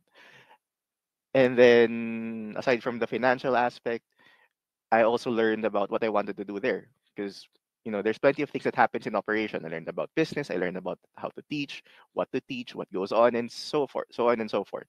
So I guess my point is, you try to start looking for a source of income. You try to look for a job, whether that's something that's related to your degree, or if you're looking for something that's a bit easier to enter with good returns, then you can like definitely jump into that so that you have a decent starting point. Now, once you have the income, once you have your money, then you have to start allocating your resources. This is where the saving comes from. So when you say allocate, now you start deciding, I earn this much, I make this much, so what do I put my money into? Where will these this 30,000 pesos go? Parang ganun. So when allocating, if you look up how to save, many banks and many industry articles actually suggest like a systematized way of deciding which percent goes into what. And the very common way to divide your income is this method. It's called the 50/20/30 method. So what's this about? Um, it's basically the percentage of your income. So they usually say that you would have to put in like 50% of what you earn. So this is important. You have to set aside 50% of what you earn and you have to put it where? Of course, to your basic needs, to your necessities. Because these things are the non negotiables. You have to spend on these things. You have to spend on food, right? If you're job hunting, you have to spend on transportation. If you're job hunting, you have to spend on, of course, getting a nice fit that would work for that job, and so on. So these are the daily things that are non-negotiables. The key to deciding what's important for you is knowing whether the thing that you are going to be spending on is really a need and not just a want. So, ano to? This requires discipline and, of course, very critical analysis of what you're using your money on. But again, say you earn around 30,000, you set aside 15,000 to pay all of your necessities. So that includes bills or whatever it is that daily expenditures you need. So you have 15,000 remaining. Where do you spend that 30%? So for the 30%, um, they actually suggest that you reward yourself a little bit. So you can allocate 30% of your income where to the things that you want, right? Like treat yourself a little bit. So if you like spending on food, go ahead and do that. Um, but of course, you have to stay within that 30% because it's never really a good idea to like deprive yourself of the good things in life because the reason why you're working is of course to enjoy life. But of course, everything in moderation. So just make sure that you're able to take note that you are only spending around 30% of your income for the things that you want and enjoy. Okay? And that leaves us with 20%. The remaining 20% is what you can now put into savings. As I suggested, there are many different ways where you can store, or as I said, there's many different ways to store your money, right? The thing that you need to look for is whether it's secure and what kind of interest rate or how the interest works if you store your money there. So security and of course the growth. You can invest your money in many different things, to be honest. But again, a safe bet is to, well, put your money in banks, just because you know that if you put it there, it has a history of being secure, so you know it's safe, even though it has a relatively lower growth than, say, investing in stocks, right? You don't, that's riskier, might more room for growth, but then you might run out of money naman. So the key thing is to secure something first, and that's where your 20% goes. You put that income, you save it, you don't touch it, be happy with your 30% for now, and then the rest goes to your daily needs. Then you keep doing that, every day as you work. Sometimes it's difficult to stick to it. So what you really need to do is you need to like visualize, think about your goals, right? What do you want to achieve? Diba? Um, there's another method called like money jar method, where you label the jars with your targets, and then you put a little bit of your income there. So you can use that too. But the thing here is to just to get motivation, you have to really have the discipline. You have to have a certain target in mind. It's easier to, stay on track. It's easier to stay on a path if you know where you want to go. So if your goal is to eventually go on vacation somewhere, keep that in mind. If your goal is to be able to retire at a certain age, you keep that in mind. Okay? And then you keep working, you keep earning, you stick to your plan, and eventually, of course, you look at what you have, you evaluate. So you check, okay, I'm doing 50, 30, 20. I'm earning this amount of money. You evaluate by looking at what exactly it is that you spend on. Maybe you feel like 30% might be a bit too much on use it when you use it on your wants. Maybe you want to reallocate. Maybe you want to tweak the percentages a little bit so that it fits your life better. So again, these are suggestions. These are not things that you have to follow to the letter. You look at your life, you look at your setup, you look at what you want, you look at your goals, and then you adjust.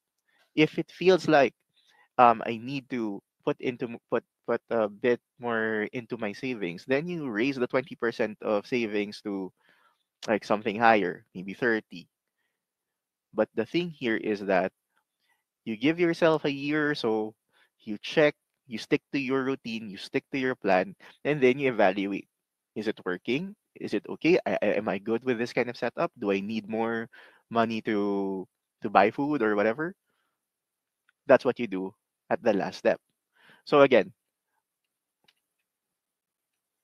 to reach financial freedom, you have to save.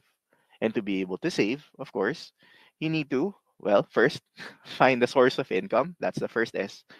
Find a source of income. A, you allocate that income, find a way to divide that income. 50, 20, 30 is a very simple and easy starter to saving and allocating.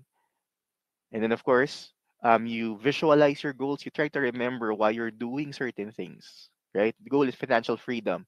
You want to be able to be secure so that you can do whatever it is that you want, whatever interests you. And that's why it's important that you want to know where you want to get to. And of course, no plan is, no plan is sacred. Things change, everything is dynamic. So you always evaluate. You look at what's happening. Is it working? Is it not working? And then you make changes. And then, of course, you like repeat the cycle. You can add another source of income. You can change your allocation. Your goals might differ, but again, you evaluate. So take away one thing from this session if you have to, it's the word save. Now, I want to leave you with this because I also said save and save early, right? This one's from Marian Wright Edelman, and it's been attributed to many, many other authors before.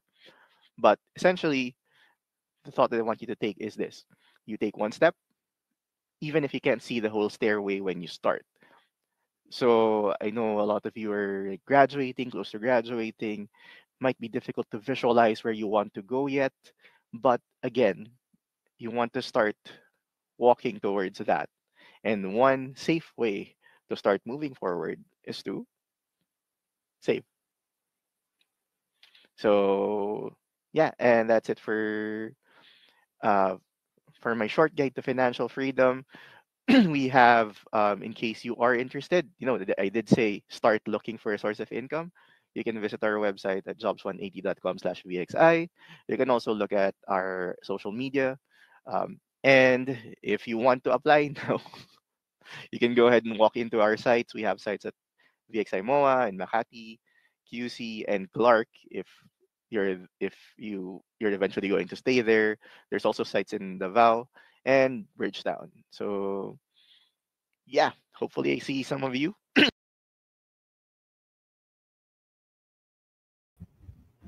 All right, and thank you, Sir Eric, for gracing your presence with us today, this afternoon. So, unfortunately, Perpetualize, I apologize, but Sir Eric is currently tied up with some commitments for today, and he won't be able to join us personally for the Q&A. But you don't have to worry because you can send in your questions about his topic through info@jobs180.com.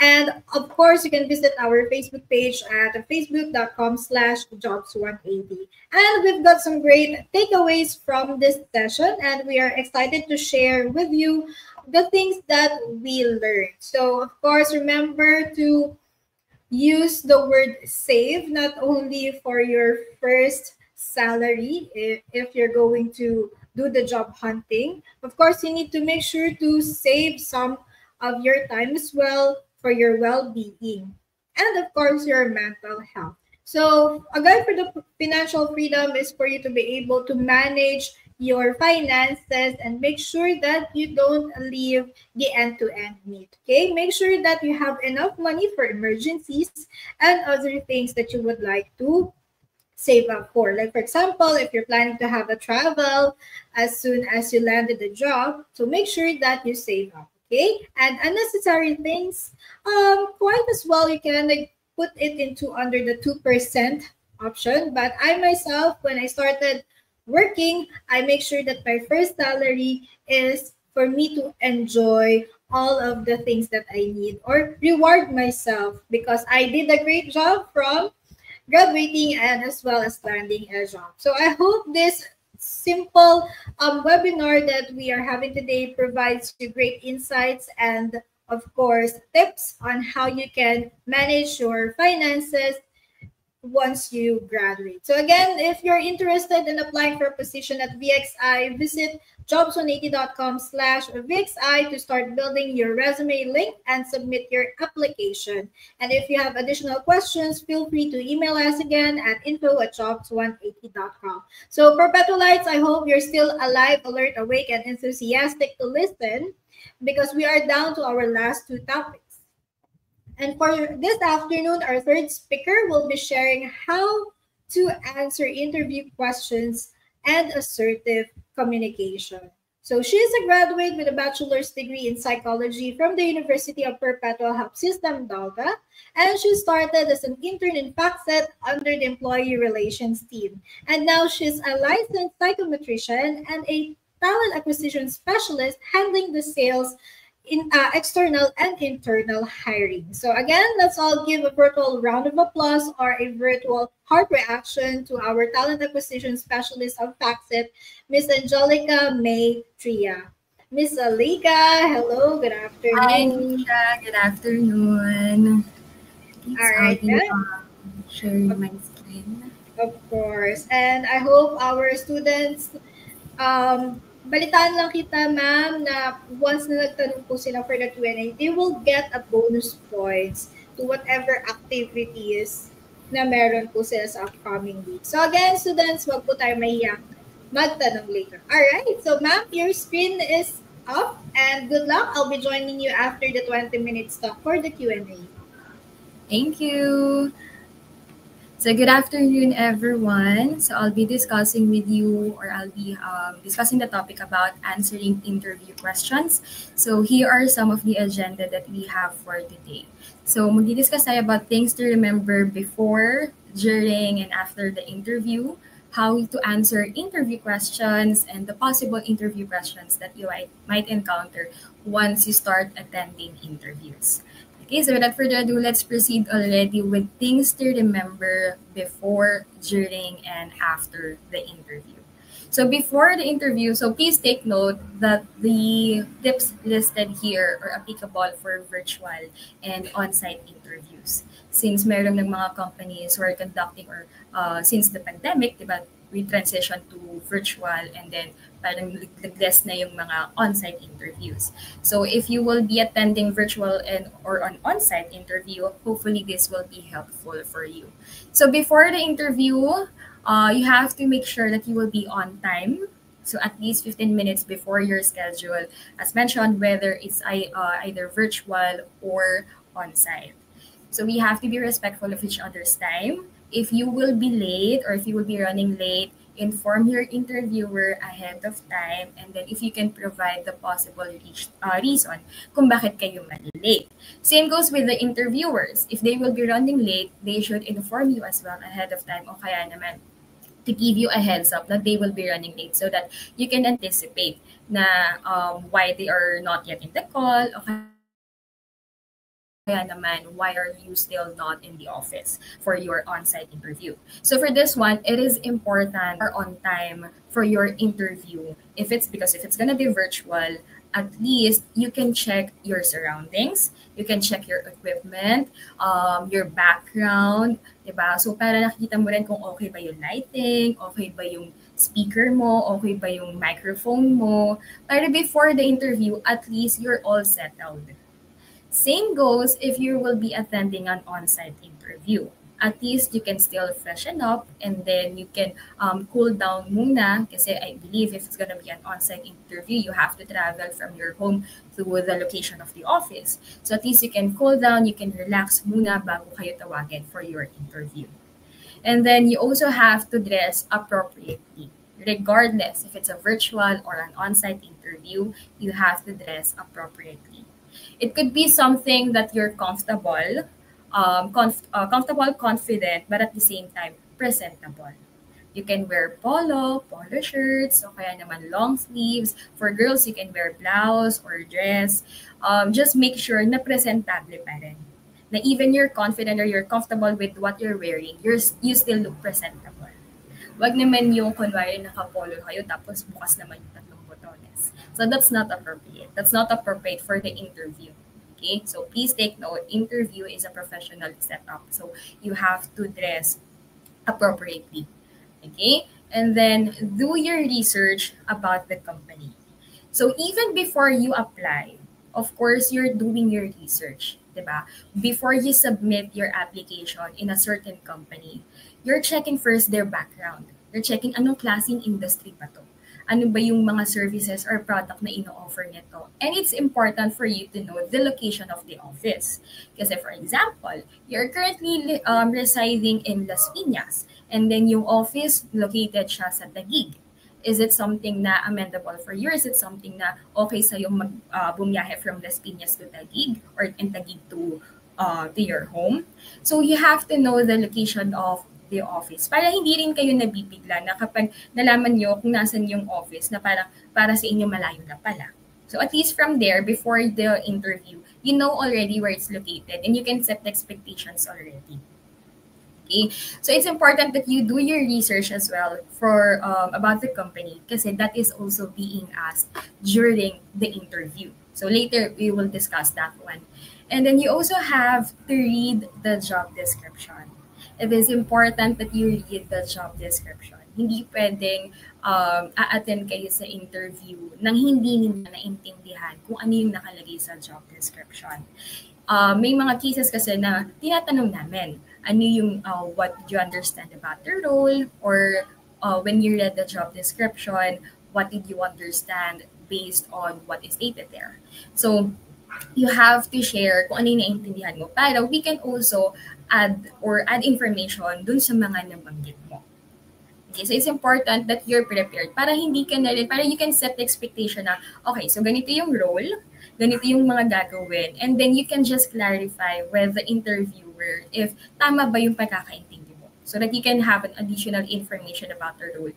And mas maiintindihan mo na, okay, ganito yung day-to-day job of the role. Okay, so it's important that you do that one before the interview.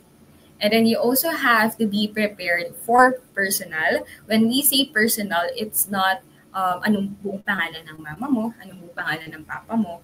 It's more of, let's say, about your education background, the seminars that you have attended, or about your thesis, and also about your internship. Okay? So yun yung mga personal questions na madalas tinatanong. O kaya naman yung mga short-term and long-term career plans.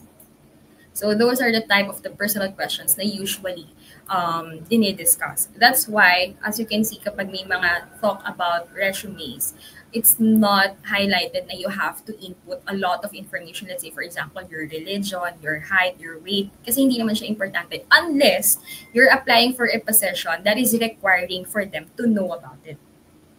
Okay? And then next would be to be prepared with technical questions. When we say technical questions, these are the type of questions that would test your knowledge about a certain topic. Let's say, for example, you are applying for a technology position or a coding position. So, of course, may mga technical questions then about coding. I'll just give you an example of the two openings that we have in our company, which are the research analyst role and the advisor client solutions. Both roles require a finance background or finance knowledge. And then the research, of course, from the name itself is more of the data gathering. And then advisor client solutions, more of handling clients. So when you attend interviews for those positions, we tend to ask technical questions kasi we are also assessing yung skills na meron kayo or yung mga technical skills na kailangan para sa mga position na yan. Okay?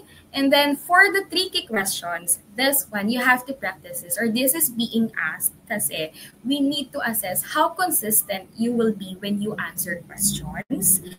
And at the same time, what would be your, aside from how will you handle it, we were also testing your skills, most especially for analytical skills. Diba? So it's okay to practice. You can practice anytime before your interview. You can practice in front of the mirror or with your siblings or with your parents o kaya naman with your friends before you attend the interview because that's definitely helpful. So personally, that's what I did. I practiced in front of the mirror or sometimes, not sometimes, before I recorded myself answering interview questions. So you can do that one. Para once you attend the interview, at least you're more prepared. You know what would be your composture, you know how to relax yourself, and at the same time, you have a clearer thoughts of how you're going to answer questions or the possible questions that the interviewer might ask you. Okay, so that is for the before the interview, and then now let's proceed with during the interview. So during the interview, either virtual or on-site, you have to be aware of your body language and always maintain eye contact. Hindi kasi pwede na parang when you are being interviewed, kung san-san ka or parang hindi ka mapakali. Kasi it will tend for you to, for your thoughts to scatter. So may hihirapan kang i-express yung sarili mo. And at the same time, medyo makikita kasi siya na parang meron bang distraction, kaya hindi ka nakakapag-focus with the interview. Let's say, for example, hindi kasi pwede na kunwari, for example, I am being interviewed, hindi pwede na kung saan ako tumingin. Like, I graduated with a bachelor's degree in psychology from University of Perpetual. So you have to maintain eye contact. Okay, you have to, either it's virtual or on-site, you have to maintain eye contact and you have to be aware of your body language. Hindi pwede yung magaslaw. So as much as possible, if you can be composed, then please do so. Okay? And then it is important that you listen carefully to the interviewer. Hindi lang doon sa questions na tinatanong nila, but also to the information na pinoprovide nila. Lalo na kung it's about the company, about the role, about the schedule. So it's important that you listen carefully. para after the interview, you can ask further questions about it. Okay, so when you answer questions during the interview, you have to make sure that your answer is always connected with the question. Kasi hindi pwede na may tinanong si interviewer tapos nag-provide ka ng information na hindi naman relevant dun sa question. So that could be a sign of a red flag. So you have to listen carefully to the interviewer regardless if they're asking you a question o kaya naman they are providing you an information about the role that you're applying for and the company. Okay? And then you have to use appropriate language. So regardless of the language that you're using, if the interviewer is speaking in English, then you have to speak in English. Kung nagtatagalog naman, you can use Tagalog. If they're using a different dialect, you can also do that one. But just avoid adding unnecessary comments during the interview. Let's say, for example, you're gonna say na I would like to climb up the career ladder, and then you're gonna make face o kaya naman yung parang it would sound like you're just joking. So do not use those kind of appropriate language. Let's say, for example, with Maha's famous keratin commercial. So you cannot suppose that. I mean, it's funny, but it's not appropriate during the professional setting or during the interviews. So you have to make sure that you're still using appropriate language during the interviews.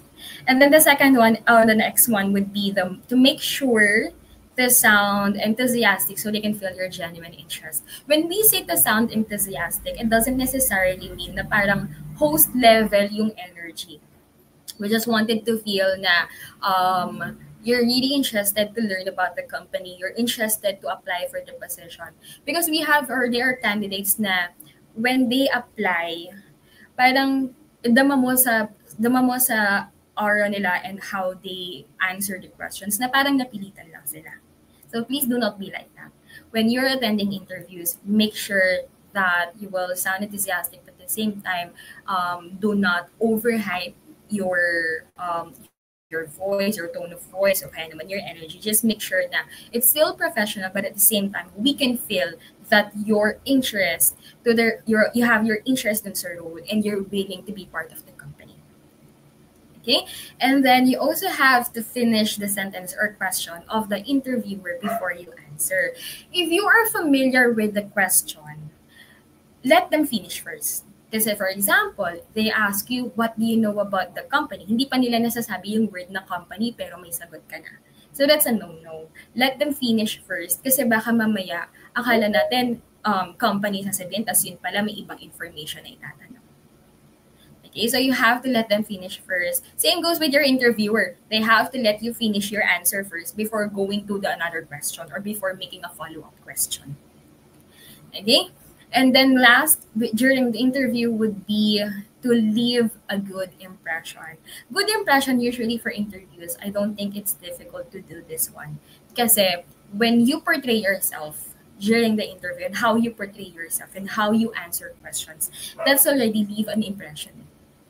If they can see that you're enthusiastic, they can see that you really have the interest dun sa position na ina-applyan mo, o kaya naman dun sa company, that leaves already a good impression. So because it gives us an overview or it gives a perspective na you came prepared for the interview. If you are able to answer the questions, if not all of the questions, but most of the questions, o kaya some of the questions, it also gives an impression na you came prepared for the interview. Kaysa naman yung may interview kayo tapos parang sobrang lamya ninyo o kaya naman lahat ng itanong sa inyo, sinasabi niyo na lang na I don't know the answer, let's skip that one, di ba?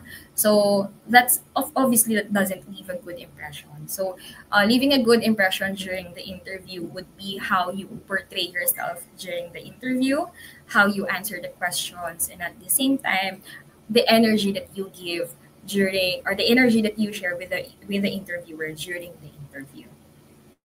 Okay. Next would be after the interview. So after the interview, I told you a while ago to listen carefully to the interviewer during the interview kasi that would be connected with the first bullet for the after interview, which is to ask relevant questions. When we say relevant question, something connected in the company or sa position. Let's say, for example, you can ask what is the day-to-day challenge for this position, or what it's like, or for someone who has been working in the company, what it's like working in your team or in Factset. Let's say, for example, if it's in Factset, so what is like working in Factset? Or can you share more about the work environment of your company? So mga ganyang relevant questions so that you will get insights. Hindi lang doon sa nabasa mo sa mga na-research mo, but also insight from someone who is working in the company.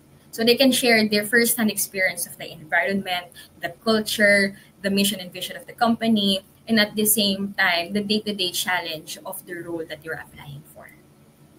Okay? And then next would be to ask for feedback and next steps. So for this one, actually for in our company, we usually provide the feedback to the candidates before the end of the interview. Kasi it gives us or it gives them an idea kung ano pa yung mga dapat ninyong i-improve, ano yung mga dapat i-maintain, and at the same time, ano pa yung mga pwedeng gawin para sa susunod na interview, mas magiging ready ka. Okay? So you can always ask for feedback. Do not hesitate to ask for feedback to your interviewers after the interview kasi that would be beneficial for you. At least you know the areas where you need to improve, ano yung mga areas na kailangan mong i-maintain and enhance pa, at ano pa yung mga dapat mong i-prepare. Okay? And then the next one would be try to remember and write down the questions that you weren't able to answer. So if there are any questions na you forgot to answer or you don't know how to answer it, you can try to remember it or write it down. Para after the interview, you can do a research about it.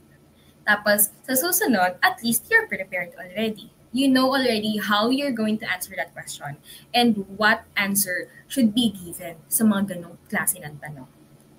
Okay, so that's why it's important that you listen carefully. Diba sabi ko nga sa inyo kanina, listen carefully to the interviewer. Kasi may mga questions sila na kapag hindi kayo familiar, at least you can do your research after the interview. And then the last one would be, it's actually to interviewer and the candidate is to send a thank you. So thank you email to the interviewer and thank you email to the candidate. Thank you to the email to the interviewer for for considering your application for the position.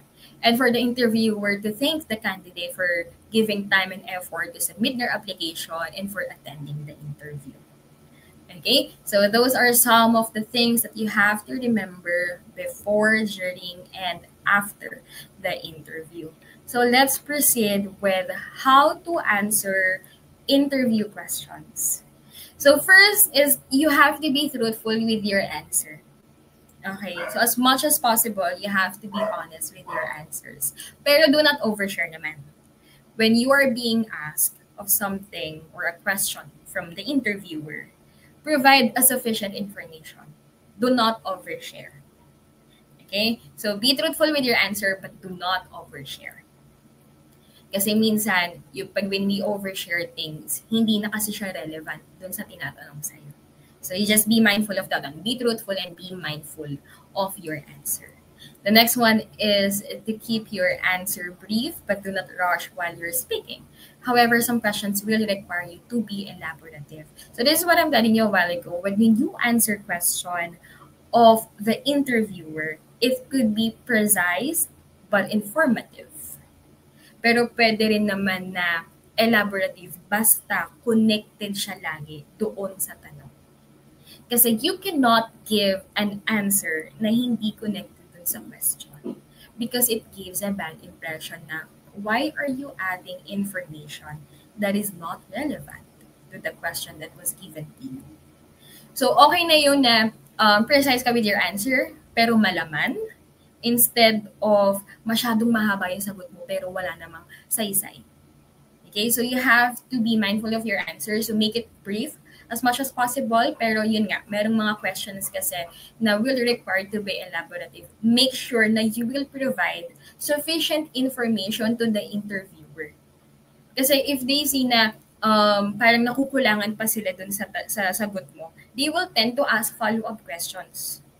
Okay, so they will keep asking you questions on a certain topic just to gather the information. So mas maganda na ma-provide mo na yung information na yon kahit na maikli lang siya, basta connected doon sa tanong and at the same time malaman na sagot. Okay?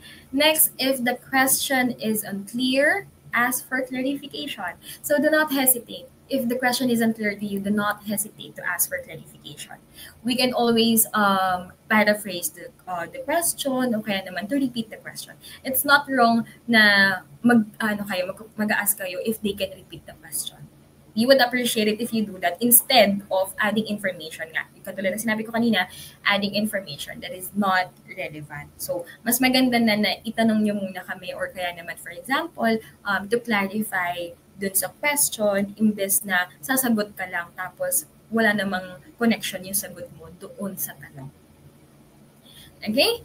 And then the second to the last bullet would be to maintain a calm and composed posture. So for this one, when you're answering interview questions, try to remain calm. I mean, minsan mahirap siya, lalo na if it's your first time attending interviews. Mahirap siya kasi you will be so nervous. Pero as much as possible, if you can make yourself calm and composed during the interview, mas maganda. Kasi mas magiging confident ka and mas magiging comfortable ka sumagot sa mga questions na ibibigay sa'yo. So mas clear din yung thoughts mo to answer the questions and hindi ka magiging clouded with how you're supposed to answer the questions. Okay, so make sure that you will maintain a calm and composed posture. And then show a positive attitude and maintain a lively tone of voice when you're delivering your answers. So as mentioned a while ago, it's not supposed to be or hindi naman kailangan na like super alive mo during the interview na parang yung interviewer na lang din yung mapapagod habulin yung energy mo. You just have to show your interest in sa role na hindi yung parang napilitan ka lang, na parang in-invite ka kaya umattend ka. Okay? So, show your positive attitude o kaya naman hindi yung para mag-attitude ka bigla din sa call na kunwari may mga tanong sa'yo na hindi mo sagot tapos you're gonna say, ang dami namang tanong. So, mga ganon. So, you're not supposed to show those kind of attitude and then make sure to show a positive attitude and then the voice na that will show na your interest to the role.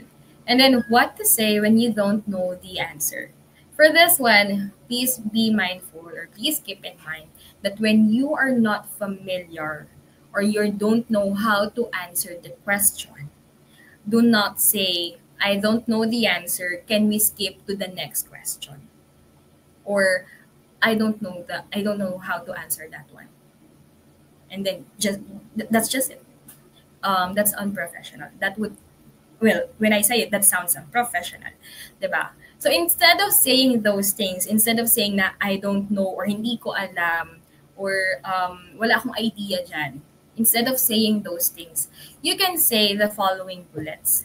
One would be, that's an interesting question. Could I take some time to think it over?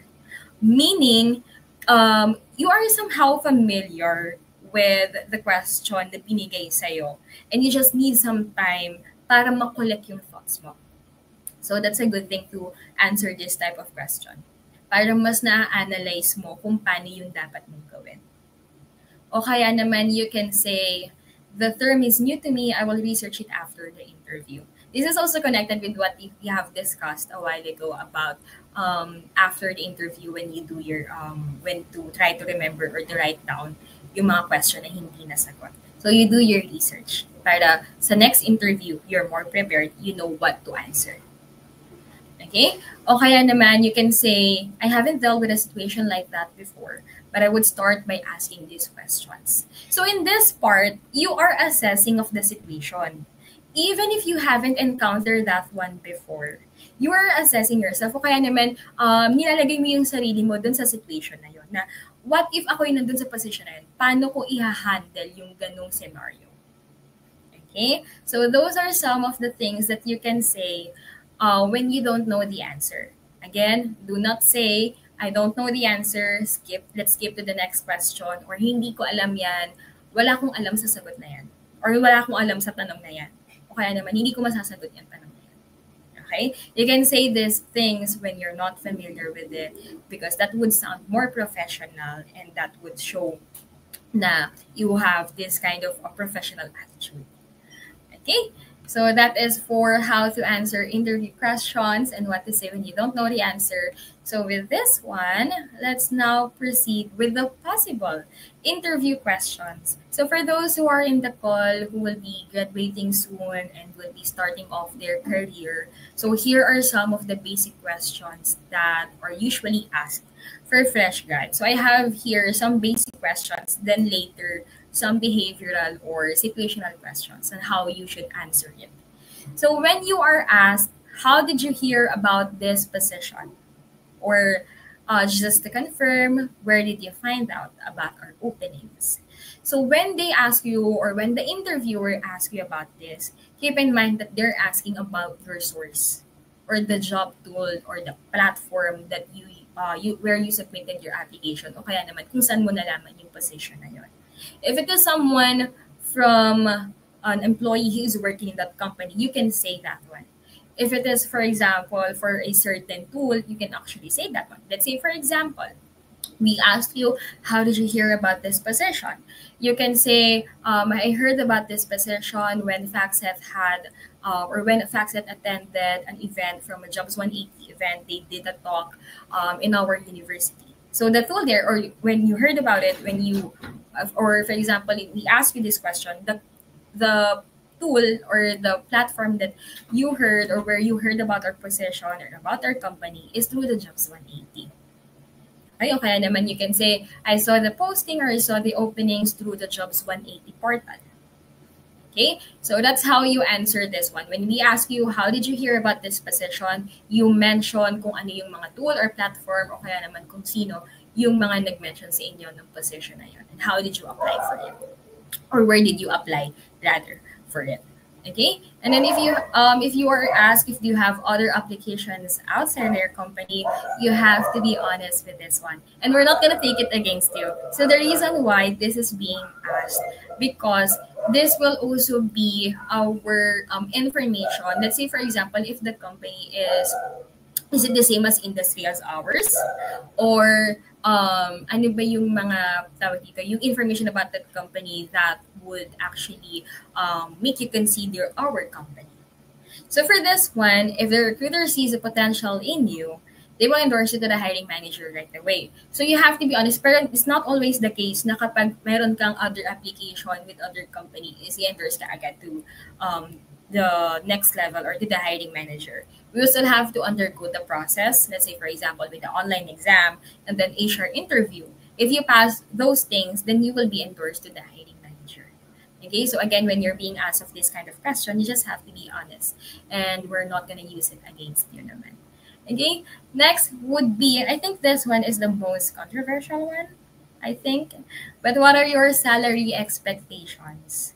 So for this one, I think I saw a post a few days ago na when you are being asked of this question, kung ano yung sasabihin mong salary range o kaya naman yung expected salary mo, yun yung ibibigay sa'yo ng company. But that's not the case. That's not the case. The reason why this is being asked, because we need to see if your expected salary is within our budget or beyond the budget. So in our company, we actually mentioned, we actually asked this question kasi we are informing the candidates if it is beyond our budget or within our budget. So, for example, a candidate mentioned about their expected salary. So we can confirm. So your expected salary is actually within our budget. So I believe that we will be able to meet your expected salary. If it is beyond the budget, we also inform them that unfortunately your expected salary is beyond the budget that we have for this position. So from there, we can already confirm with you if you still want to push through or hindi. Because that's your decision. If you know that the your expected is beyond of what we can offer, at least you can decide from there if you still want to push through or not. Okay? So we will definitely appreciate it if you will be transparent with your asking salary. Okay? We will appreciate it.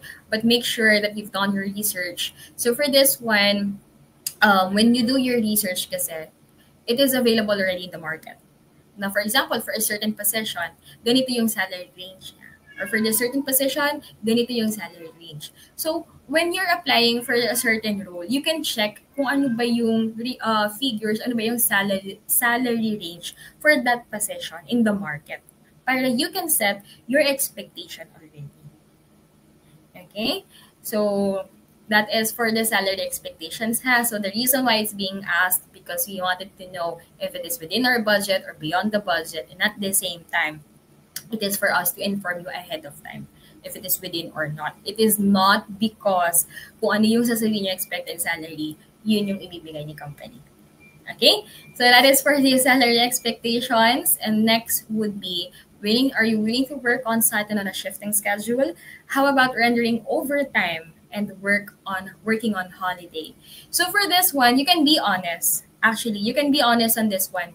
If you're willing to work on site and to do shifting schedule, you can say yes. Pero kung hindi, you can say no. Same goes with rendering overtime and working on a holiday. You can say no if you're not amenable or if you're not okay working on to render overtime and to work on holidays. So this is actually being asked in our company since Factset is a global company. So we do shifting schedule since we have clients across the globe. So we have different time zones, so we have to cover that one as well. So for this one, willing to work on site, if the position that you're applying for would require you to work on site or if it's a hybrid setup. You can always clarify with your interviewer about the setup. You can check with them if they ask, are you willing to work on site and to work on a shifting schedule? If you said yes, then you can clarify, yes, but can you elaborate if this will also be, when you say on-site, would there be any chance for me to work in a hybrid? Diba? Para mas clear din sa inyo yung setup. Pero even during the interview, and I think sa mga posting na rin ngayon, nakalagay na if full-time on-site ba yung position, if hybrid ba siya, or work from home ba siya, if it's gonna be a fixed schedule, or it would be a shifting schedule. Okay, so when you're rendering overtime and working on a holiday, that's also the same. If you're willing to do that one, then you can say yes. Pero if hindi naman, you can always turn it down. Okay, so you can always check then with the interviewer how often is the shifting schedule. So let's say, for example, with Factset, the shifting schedule usually takes place every 4 months. So, ganun siya. And how many days are required to work on-site. So, we are currently in a hybrid setup. So, let's say, for example, there would be 3 days on-site, 2 days work from home. So, ganun. You can always clarify with the interviewer so that you can set your expectation to yourself. And at the same time, you can identify if yung setup ba na yun, yung shifting schedule na yun, and then yung possible of you working to render OT and to work on holidays is okay sa'yo. Okay, so para dun pa lang na-assess mo na if you would like to push through or if you would like to withdraw your application. Okay? And the next would be based on the job description. Why are you interested in the role? So when you're being asked of this kind of question, like why are you interested in the role, you can specify or you can mention the skills that you have na meron dun sa job description. Let's say, for example, I can say that when I read your job description, I can see here that you have mentioned that you're looking for someone who has a good communication skills and good analytical skills. I believe I possess those kind of skills that you're looking for that will make me fit for the position. So that's how you answer this type of question. Mention the skills that you have na nagmamatch doon sa qualifications na hinahanap ng position. Okay? And next would be what attracted you to our company or what made you decide to apply to our company. So you can say either based on my research or based on the conversation that I had from someone who is working in your company. If you talk to someone who is a current employee or a previous employee. Okay, so you can mention about the values, the perks, the environment. So when you do your research, makikita mo na yun eh. Makikita mo na yun yung background ng company, yung mga reviews ng mga current employee and yung mga previous employees. Meron din mga reviews from the general public. So from there, you can decide already, di ba? You can see there, hindi lang yung makikita mo yung mga sinabi dun sa website ng company, but you also have the information from other people who work in the company or who were an employee, who was an employee before, o kaya naman someone who encountered collaborating with that company or someone who had a partnership with that company. Okay, so that's how you answer basic questions from the interviewers. And I hope that is clear for you guys. And then next would be behavioral or situational questions. So ito na yung mag-identify how you will handle scenarios that you might encounter while working for the certain position o kaya naman ano yung mga gagawin mo kapag may mga sitwasyon na may encounter mo na o kaya naman ano yung naging attitude mo before sa certain scenario na nag-cause kunwari ng conflict o kaya naman nag-cause ng stressful or you consider it as stressful. So let's start first with how do you deal with pressure or stressful situations? So when you are being asked of this one, first thing that you have to say would be a scenario. So let's say, for example, especially for those who are in this call or in this event, if you will be you are a fresh grad, so you can state scenarios during your thesis days or during your internship. We're not expecting you to provide an information, something work-related, unless you have your part-time. Pwede rin naman yung part-time. Okay? So when you answer this type of question, make sure that you will share a scenario and then back it up with how you handled it. Let's say, for example, during my internship, I have to juggle between my thesis and my internship. So there are cases wherein I have to rush from my OJT going to the school to have our thesis checked by our thesis advisor. I handled that situation by analyzing or by prioritizing what should be done first, what should be done, what are the tasks that I can do later on. Okay, so you have to back it up and then you have to provide how you were able to deal with those situations. Okay, next we have is, do you prefer working independently or on a team? So this one is actually based on your personal perspective. So the manager is actually assessing your personality on this, but you can add personal touch to this. As I mentioned a while ago, you have to be truthful with your answer. Do not provide an answer just because yun yung gusto nyong marinig ng manager or yun yung gusto nyong marinig ng interviewer. Okay, so you have to you have to be honest with your answer. Okay, regardless if it's working independently or in a team, it really depends on you. Okay, so be honest with your answer. Do not sugarcoat things because at the end of the day, that would only just complicate things on your end. Let's say, for example, you sugarcoat o kaya naman you're not being honest during the interview and then you were selected for the position. Pero at the same time, parang na-overwhelm ka with that one and you realize that you're not really meant for that one. So yun, medyo nagkakaroon ng conflict with yourself. So you just have to make sure to add personal touch when you're answering these type of questions. Kasi ito rin yung for your own perspective, kung ano ba yung prefer mo. Okay? Next would be to name one of your strengths and one of your weaknesses. So this one, I think this is considered as a tricky question. Tricky question. Kasi when you're telling about your strength, make sure to justify it by giving a scenario wherein you've shown your strength. Hindi kasi pwedeng sabihin mo na, ito yung strength ko. So, okay, yun yung strength mo. Parang, how can you back it up? What are the scenarios that you encountered that showed na ito yung strength mo? You have to provide a scenario or a situation na yun yung nagpatunay na ito yung strength. Okay? Hindi kasi pwede na lalagay mo lang siya dun sa resume mo tapos wala naman. Nilagay mo lang siya kasi para mas dumami, di ba? Hindi dahil para mapatunayan mo na yun talaga yung strength mo, kundi para dumami lang yung nakalagay sa resume mo. So it's not how you do it. So make sure that when you provide your strength, you will back it up with a certain scenario or situation na nagpapakita ng strength mo.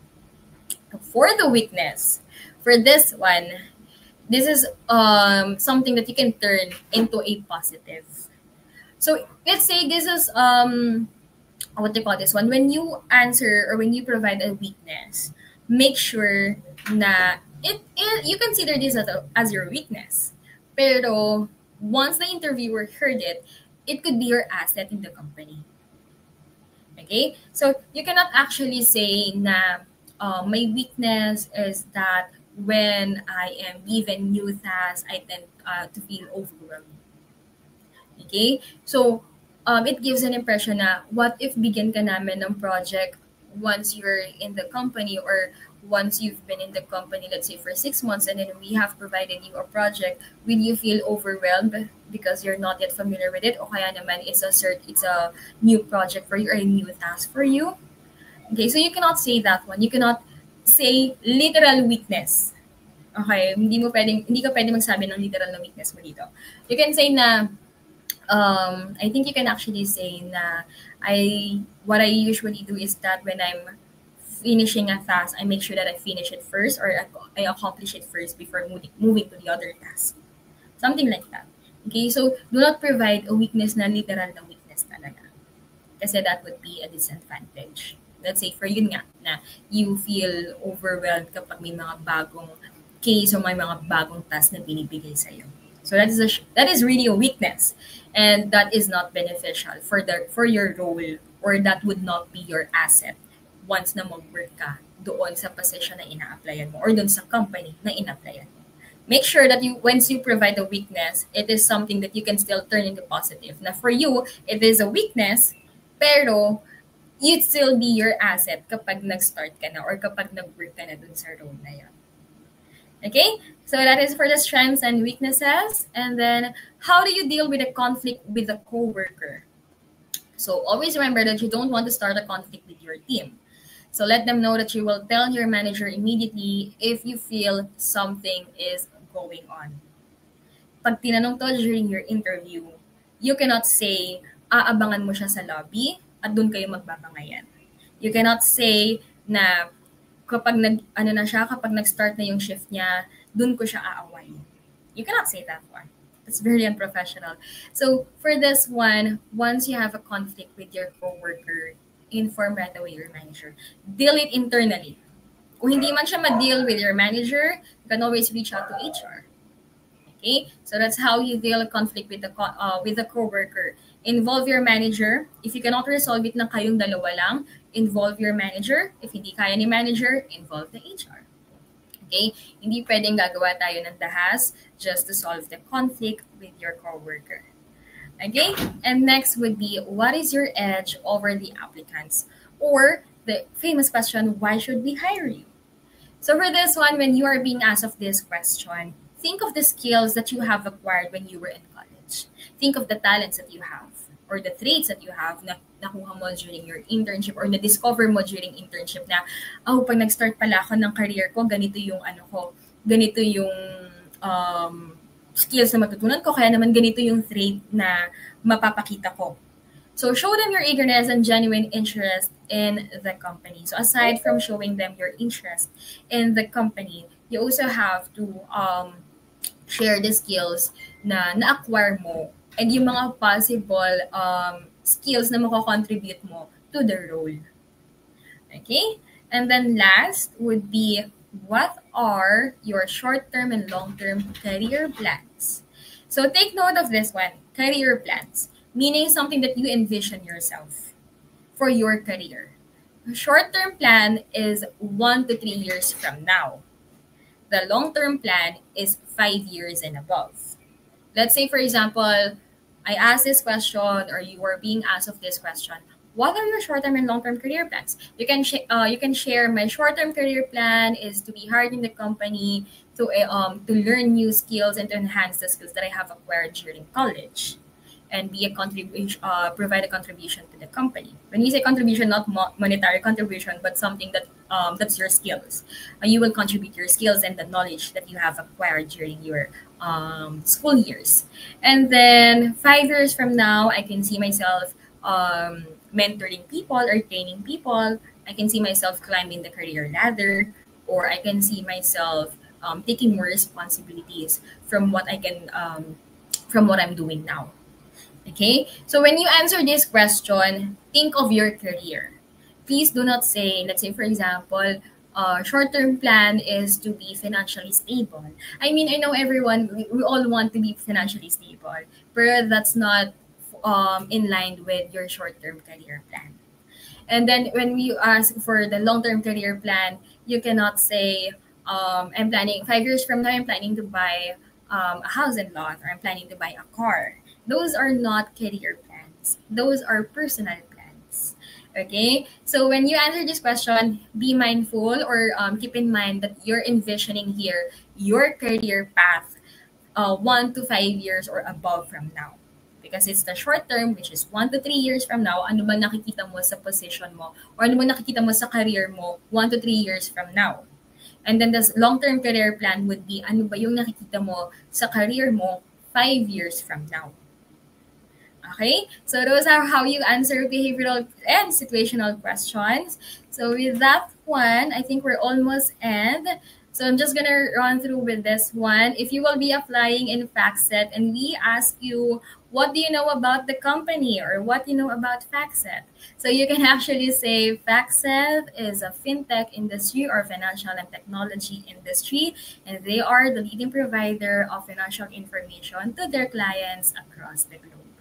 Okay, and then you can also, as mentioned a while ago, when you applied, check for the job opportunities that they have. Read the job description. Let's say, for example, here are the job opportunities that we have in Factset. We have our RA role, advisor client solutions, the recon specialist, and software engineers. Okay, and then you may always, for the tool, or how did you find out about our openings? You found out about our openings through our Jobs 180 account at www.jobs180 account, jobs180.com rather /Factset careers. And if you want to know more about our company, you may always visit our social media accounts. So we have the X, Instagram, and the YouTube channel. And of course, I mentioned a while ago, you have to know the location of the office. So if you're planning to apply in Factset, our office is located in McKinley West, Taguig. So I hope you knew something today about this topic, and I hope this will be helpful for you once you start attending interviews, or once you start kicking off your career in the corporate, or once you start building your career. So again, thank you everyone. Thank you to Perpetual, and thank you to Jobs 180 for inviting Factset to be part of this event. Thank you everyone. All right, thank you, Miss Alika, for sharing your expertise in regards to our topic today. And of course, ma'am, due to the time constraint, and we still have another speaker waiting. So, any final message or motivational message to our students or upcoming job seekers?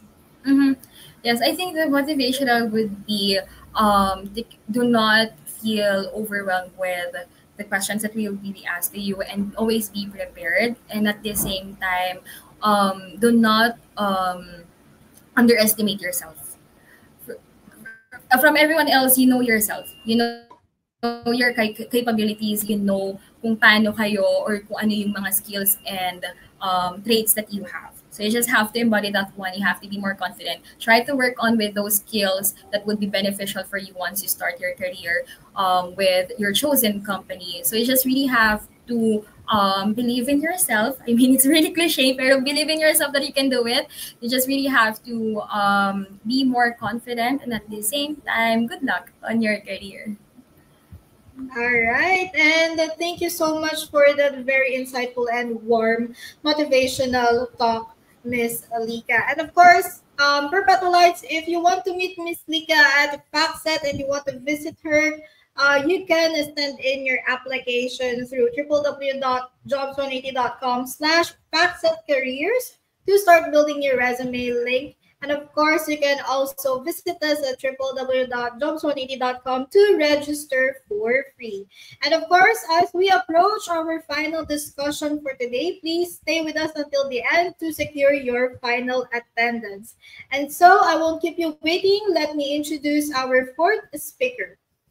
Our fourth speaker, she will be sharing the trends in developing strong work ethics, and she's a graduate of Bachelor of Science in Secondary Education from Technological Institute of the Philippines, and she has 8 years of work experience in the field of PPO, talent acquisition, which led her to a stint with VXI Global Holdings as a talent acquisition officer. With this role, she is responsible for talent acquisition, internal sourcing strategies such as referral programs and employee engagement. Let us all hear it from the Talent Acquisition Officer of VXI, Miss Crissy Teoxon. Miss Crissy. Good morning. Thank you so much for inviting us on today's event. So I hope everyone's doing well, and I hope everyone's everyone's doing well, and everyone's happy, and everyone's safe. Okay.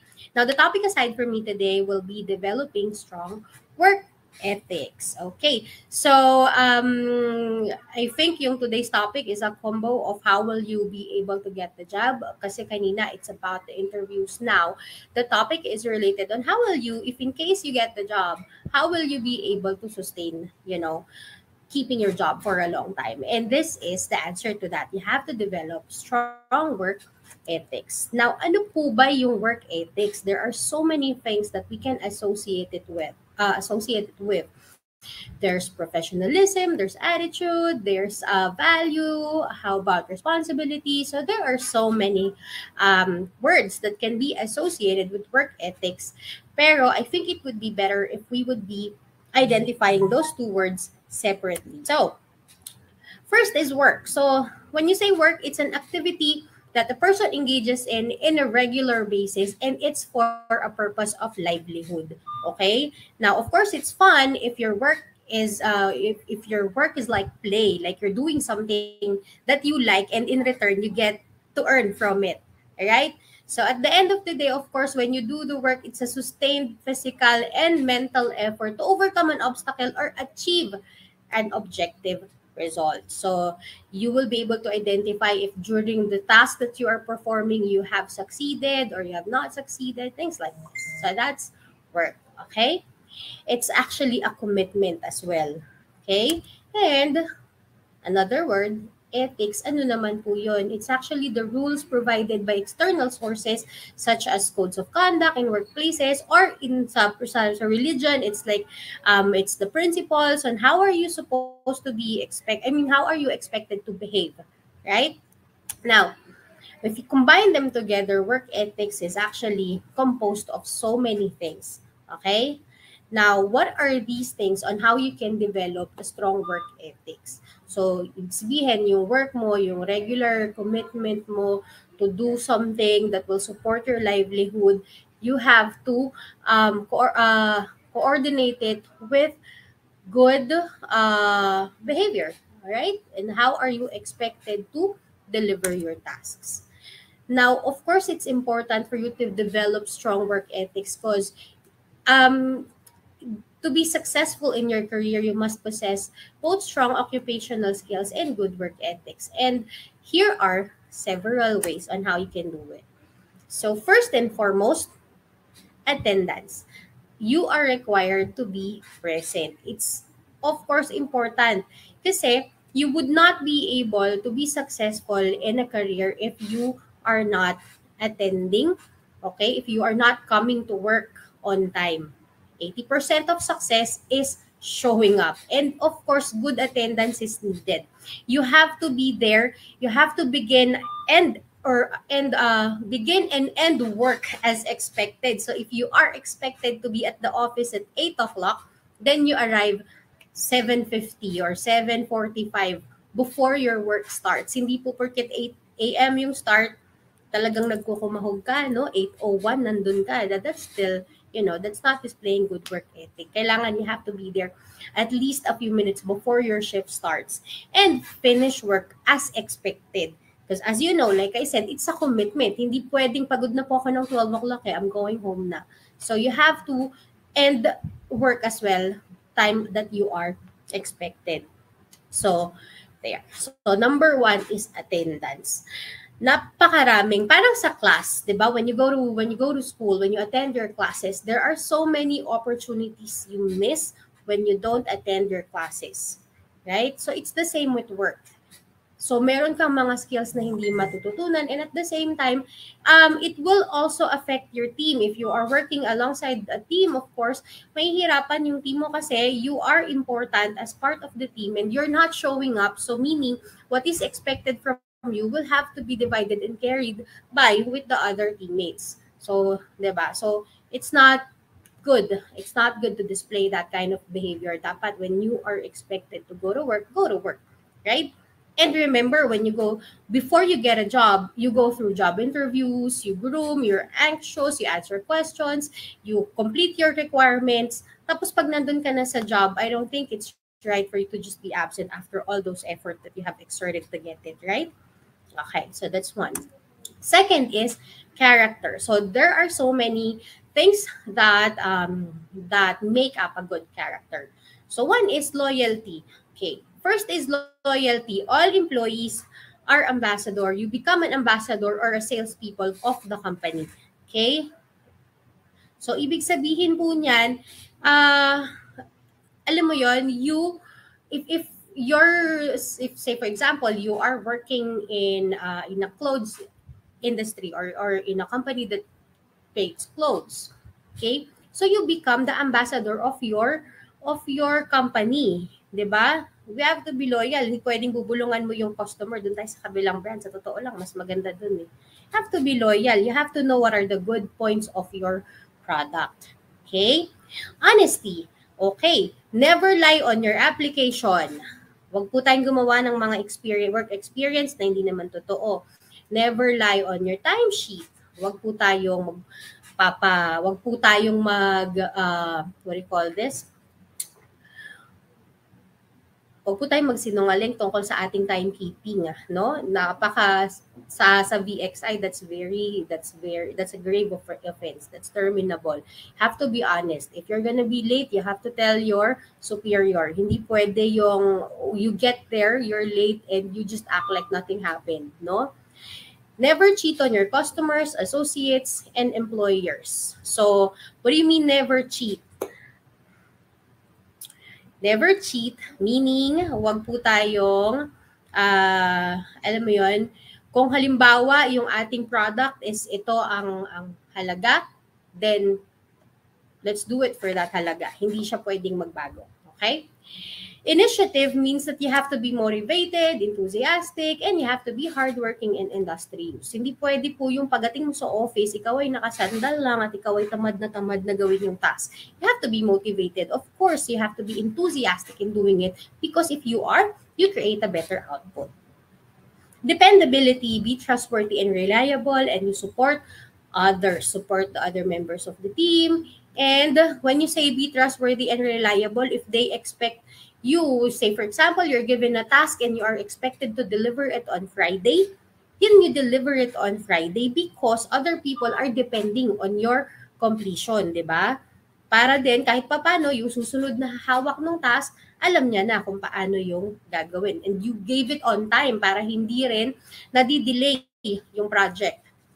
Accountability, answerability, blameworthiness, responsibility, wag po kayong matakot sa blameworthiness, no? Accountability means, it's very simple, tinuro to sa atin ng mga bata tayo. Kapag ikaw ay nakabasag ng basong babasagin, sasabihin ng nanay mo sino ang nakabasag nito. Hindi mo ituturo yung lola mo. You will tell the truth. Ako po yung nakabasag. Sorry po, wawalisin ko na. It's just a simple example. But you know, in a work setup, if something is not done right or merong nagkaroon ng glitch, nagkaroon ng hurdle, nagkaroon ng roadblock, and you know that there is a part of it that you know that you have contributed, then be honest and step forward. Okay? That's character. So it's very important to have these for you to be successful. Okay? And also, if you have loyalty, honesty, initiative, dependability, accountability that builds a good character, it also gets you to be respected by your teammates. Ano po ba ibig sabihin ng respected, yung pinupo at opo? Not that. It means that they believe in you. They believe that you can deliver what you are what you are expected to deliver, and you are valuable part of the team. Okay. Next is appearance. We form opinions about a person based on appearance, smell, cleanliness, mannerisms, depending on career. Okay, acceptable appearances will vary. Now, when we say appearance, it's not always about, ayan, meron tayong sample, no? Meron tayong naka-coat, meron tayong naka-pencil skirt na for ladies. It does not always mean that you have to wear coat and tie, okay? You have to dress appropriately. And when we say appropriately, okay, for example, sa VXI, we're a BPO company, we're a call center company, and we, although we are doing dress downs sometimes, we are expected to follow certain dress code. So, hindi naman po tayo mahigpit. Pero of course, we're not wearing spaghetti straps, we're not wearing slippers at work. So, you have to keep that in mind. Now, if you are working in, say, for example, in an organization where it's important, for example, I'm trying to get to say construction site. If you're working in a construction site, you have to wear your helmet, you have to follow safety protocols, then you have to also do that. Okay? Kasi po pag appearance, coat and tie, hindi po coat and tie kung tayo ay nagtatrabaho sa isang manpower plant, 'di ba? So syempre kung ano yung prescribed na dapat suot natin, sinusunod natin. Especially those kinds of jobs that require you to wear uniforms and safety gears. So you have to comply with that. Okay? There. So, next is attitude. Attitude is a big word. It's actually very, very compound. Pero, to make it simple, you have to demonstrate a positive attitude at work. You have to be confident and you have to accept constructive criticisms. Okay? So, yung drawing natin says half empty or half full. Syempre, 'di ba? Let's try to be positive. Matatapos natin 'yan. Kaya natin 'yan. Yes, malaki yung targets. Maaabot natin 'yan, and this is how we're gonna do it. 'Di ba? Parang mas nakakataas ng moral, mas nakakasipag kesa yung we're gonna say, ano ba 'yon? Ano naman? Ayan, 'di ba? I mean that's not the right behavior and attitude that we have to display, because also it's contagious. If you are exuding a positive attitude, your teammates, your workmates will also feel that, and they will also feel that, yeah, we can do this. Alam mo yun? It's a better outlook than being negative about things. Okay? Our fifth is, there's attitude. It's actually very important. Now, next is teamwork and cooperation. So I have been saying the word team, I think, since the beginning of my presentation, because it's important. Like I always say, no man is an island. Napakabago po niyan. Ngayon nyo lang maririnig yan. No man is an island. But yeah, in being part of an organization, you have to convey a willingness to assist others. Okay? Follow the chain of command in resolving conflicts. Ibig sabihin, ano po ba yung ating proseso? Ano po ba yung mga proseso para magawa natin yung isang bagay? And sino po yung mga pwede nating ika-collaborate para po ma-achieve natin tong goal na to? Hindi naman pwedeng ikaw sa ganito hanggang dulo ikaw. So that's why there is an organization to help you out. Right? Display leadership skills. Ako lang yung susundin nyo, hindi pa. It means that if you have a solution to a problem, then be open about it and be open to share what are those things that we can do, and then you can help others do it the way you are seeing it. Kasi baka nga it will work, right? Respect the rights of others. Build rapport, foster commitment, and team spirit. Okay? Respect the right of others, meaning wag tayong magkalat sa station nila, something like that. It's actually very simple, very small examples, but if you respect others, okay? If you respect others, their spaces, their output, you know, you'll be able to build good rapport, and you will be liked by your teammates as well, and it will make going to work more fun for you. Okay? time management, and organizational skills. Of course, it's very important. Okay? It's very important because the more that you are good in time management, the more tasks that you will be able to accomplish in one day. Okay? You have to be organized. Ano po ba yung priority? Ano po ba yung uunahin ko? Kasi baka mamaya yung isang item is an emergency or urgent item and dapat ma-resolve siya by 9 in the morning and you're just gonna look at it at 12, then you're already too late. So you have to also organize. Ano po ba yung priority ko? Ano po ba yung uunahin ko? And ano po ba yung dapat na inuuna sa umaga, ginagawa sa hapon? Manage your time well. Okay? And lastly, communication. It's important that you communicate well. Actually, hindi lang communicate, dapat you have to over-communicate, right? So, what are those that adds to good communication will be the, it's the totality of your body language, your voice tone, your words, your listening skills and empathy, and of course, your email etiquette. Okay? Ano po yung email etiquette? I would not go through body language, voice tone, words kasi alam na natin yan eh, di ba? Choose the right words, choose the right tone. Baka mamaya sobrang mataas yung boses mo. Akala ng workmate mo, nagagalit ka sa kanya. Hindi naman pala, di ba? Listening skills and empathy, yan, you have to listen for you to understand. Hindi pwedeng sagot lang tayo ng sagot, no?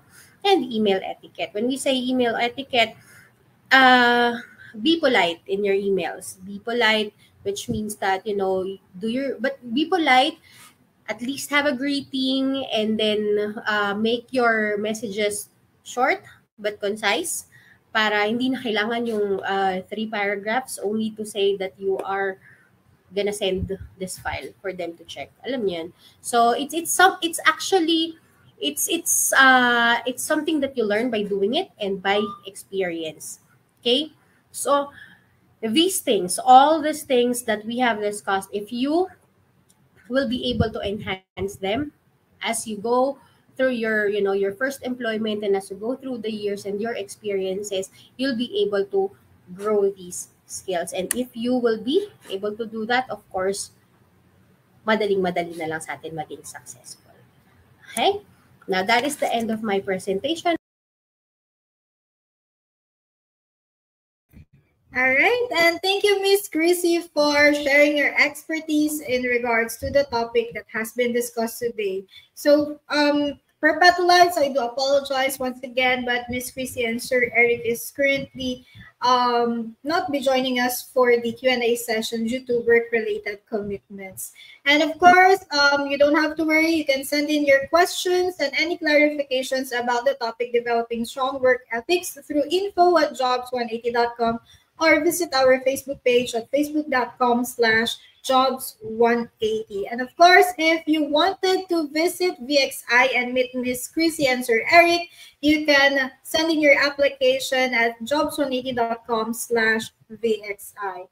So again, guys, I would like to just remind you that a Perpetualite motto is character building is nation building. So let's reflect on that and apply that through building our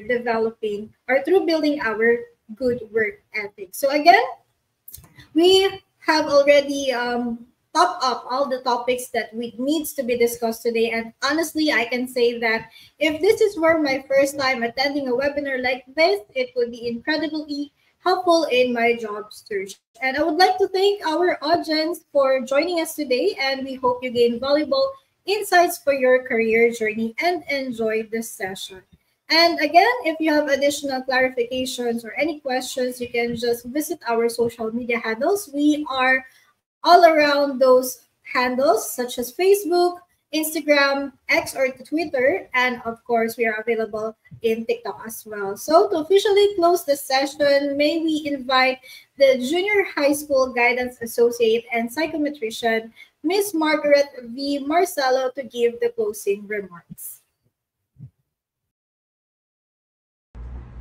As we wrap up today's webinar, let us reflect on the valuable lessons we have learned. We discovered how ResumeLink can enhance job applications and provide an edge in a competitive job market. We also explored the importance of saving and managing finances effectively, emphasizing the role of budgeting and understanding credit in achieving financial freedom. Additionally, we gained insights on answering interview questions confidently, developing strong work ethics, and embracing assertive communication to become effective, confident, and collaborative individuals. These practical tools will help us navigate both personal and professional challenges with greater confidence and competence. We extend our heartfelt gratitude to Jobs 180 for another successful collaboration and for sharing their expertise with us. A big thank you also to our participants, whether you are senior high school or college students, for actively engaging and making this session meaningful. May this lesson inspire you to take positive steps toward your future success. Thank you.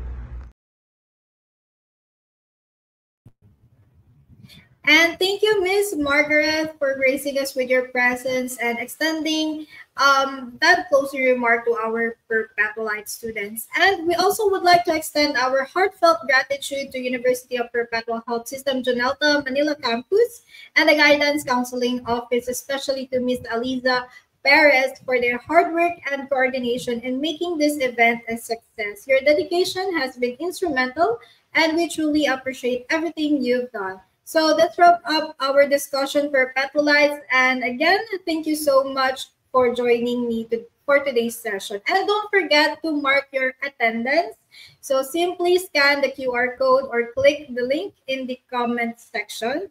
And of course, we'd love to hear your thoughts. Please take a moment to evaluate the event via the link on your screen or find it in the comment section. So again, Perpetualites, before we bid farewell, we are also pleased to present your e-certificate as confirmation of your participation in this event. The link is also displayed on the screen, and you can also scan the QR code to access it. We also placed it into the comments section.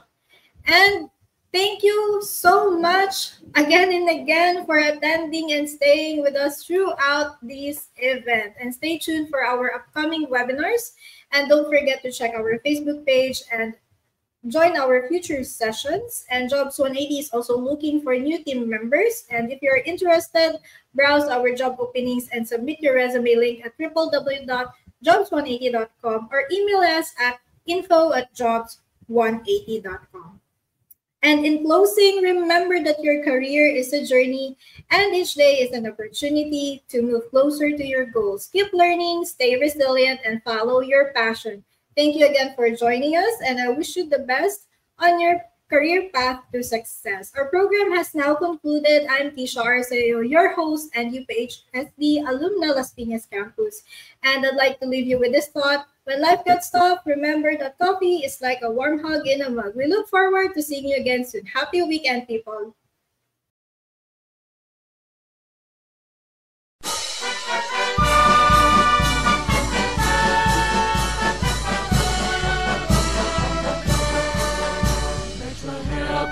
Fun of truth, where knowledge emanates, where we have learned that will bear fruit, for a success awaits.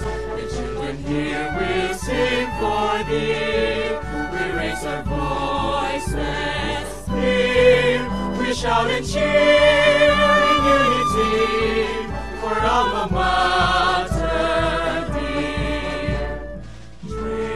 Mind and the hearts and the hands, ready to serve us best as we can. Perpetual help by thy banner we stand, loyal and true, spread and fame o'er the land. Perpetual help, the fount of truth, where knowledge emanates.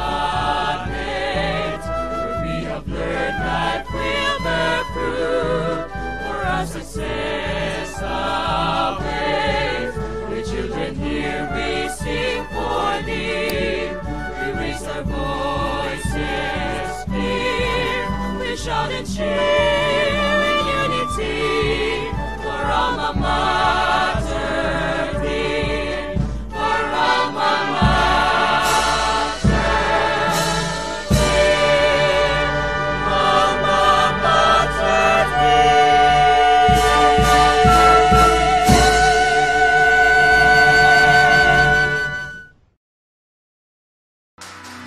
In Makati Medical Center, your well-being does not stop.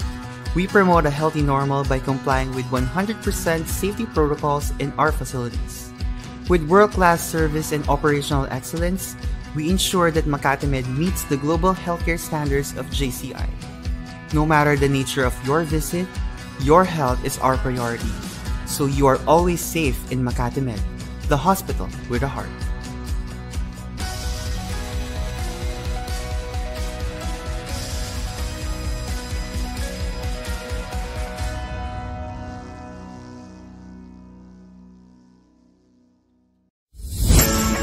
There are 3 easy steps in creating your resume link. Let me show you how. Step 1. Register. Go to www.jobs180.com using any browser and click Register Now. Fill out all the information needed. In choosing your resume link, use your full name so that it looks professional and it's easy to recall by potential employers. For example, Antonio Juan de la Cruz .jobs180.com. Step 2. Create and design. When creating your resume, make sure to complete your personal information and upload your profile picture. One of the highlights of the resume link is the portfolio section. In the portfolio section, you can show off your skills by uploading samples of your work like documents, pictures, videos, and your social media links. Your resume link also features different themes and you can upload a cover photo. This is a combination of a cover letter and a social network cover photo. Here is an example. You can also download a copy of your resume link and print it.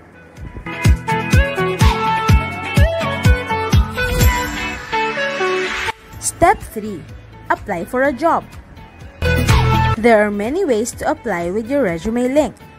First is browsing the job recommendations in your Jobs 180 dashboard. If you're qualified, click Submit Resume Link. So what are you waiting for? Dress up your next generation resume, stand out brightly among the competitive job seekers in the market, and win the heart of your future employers using Resume Link.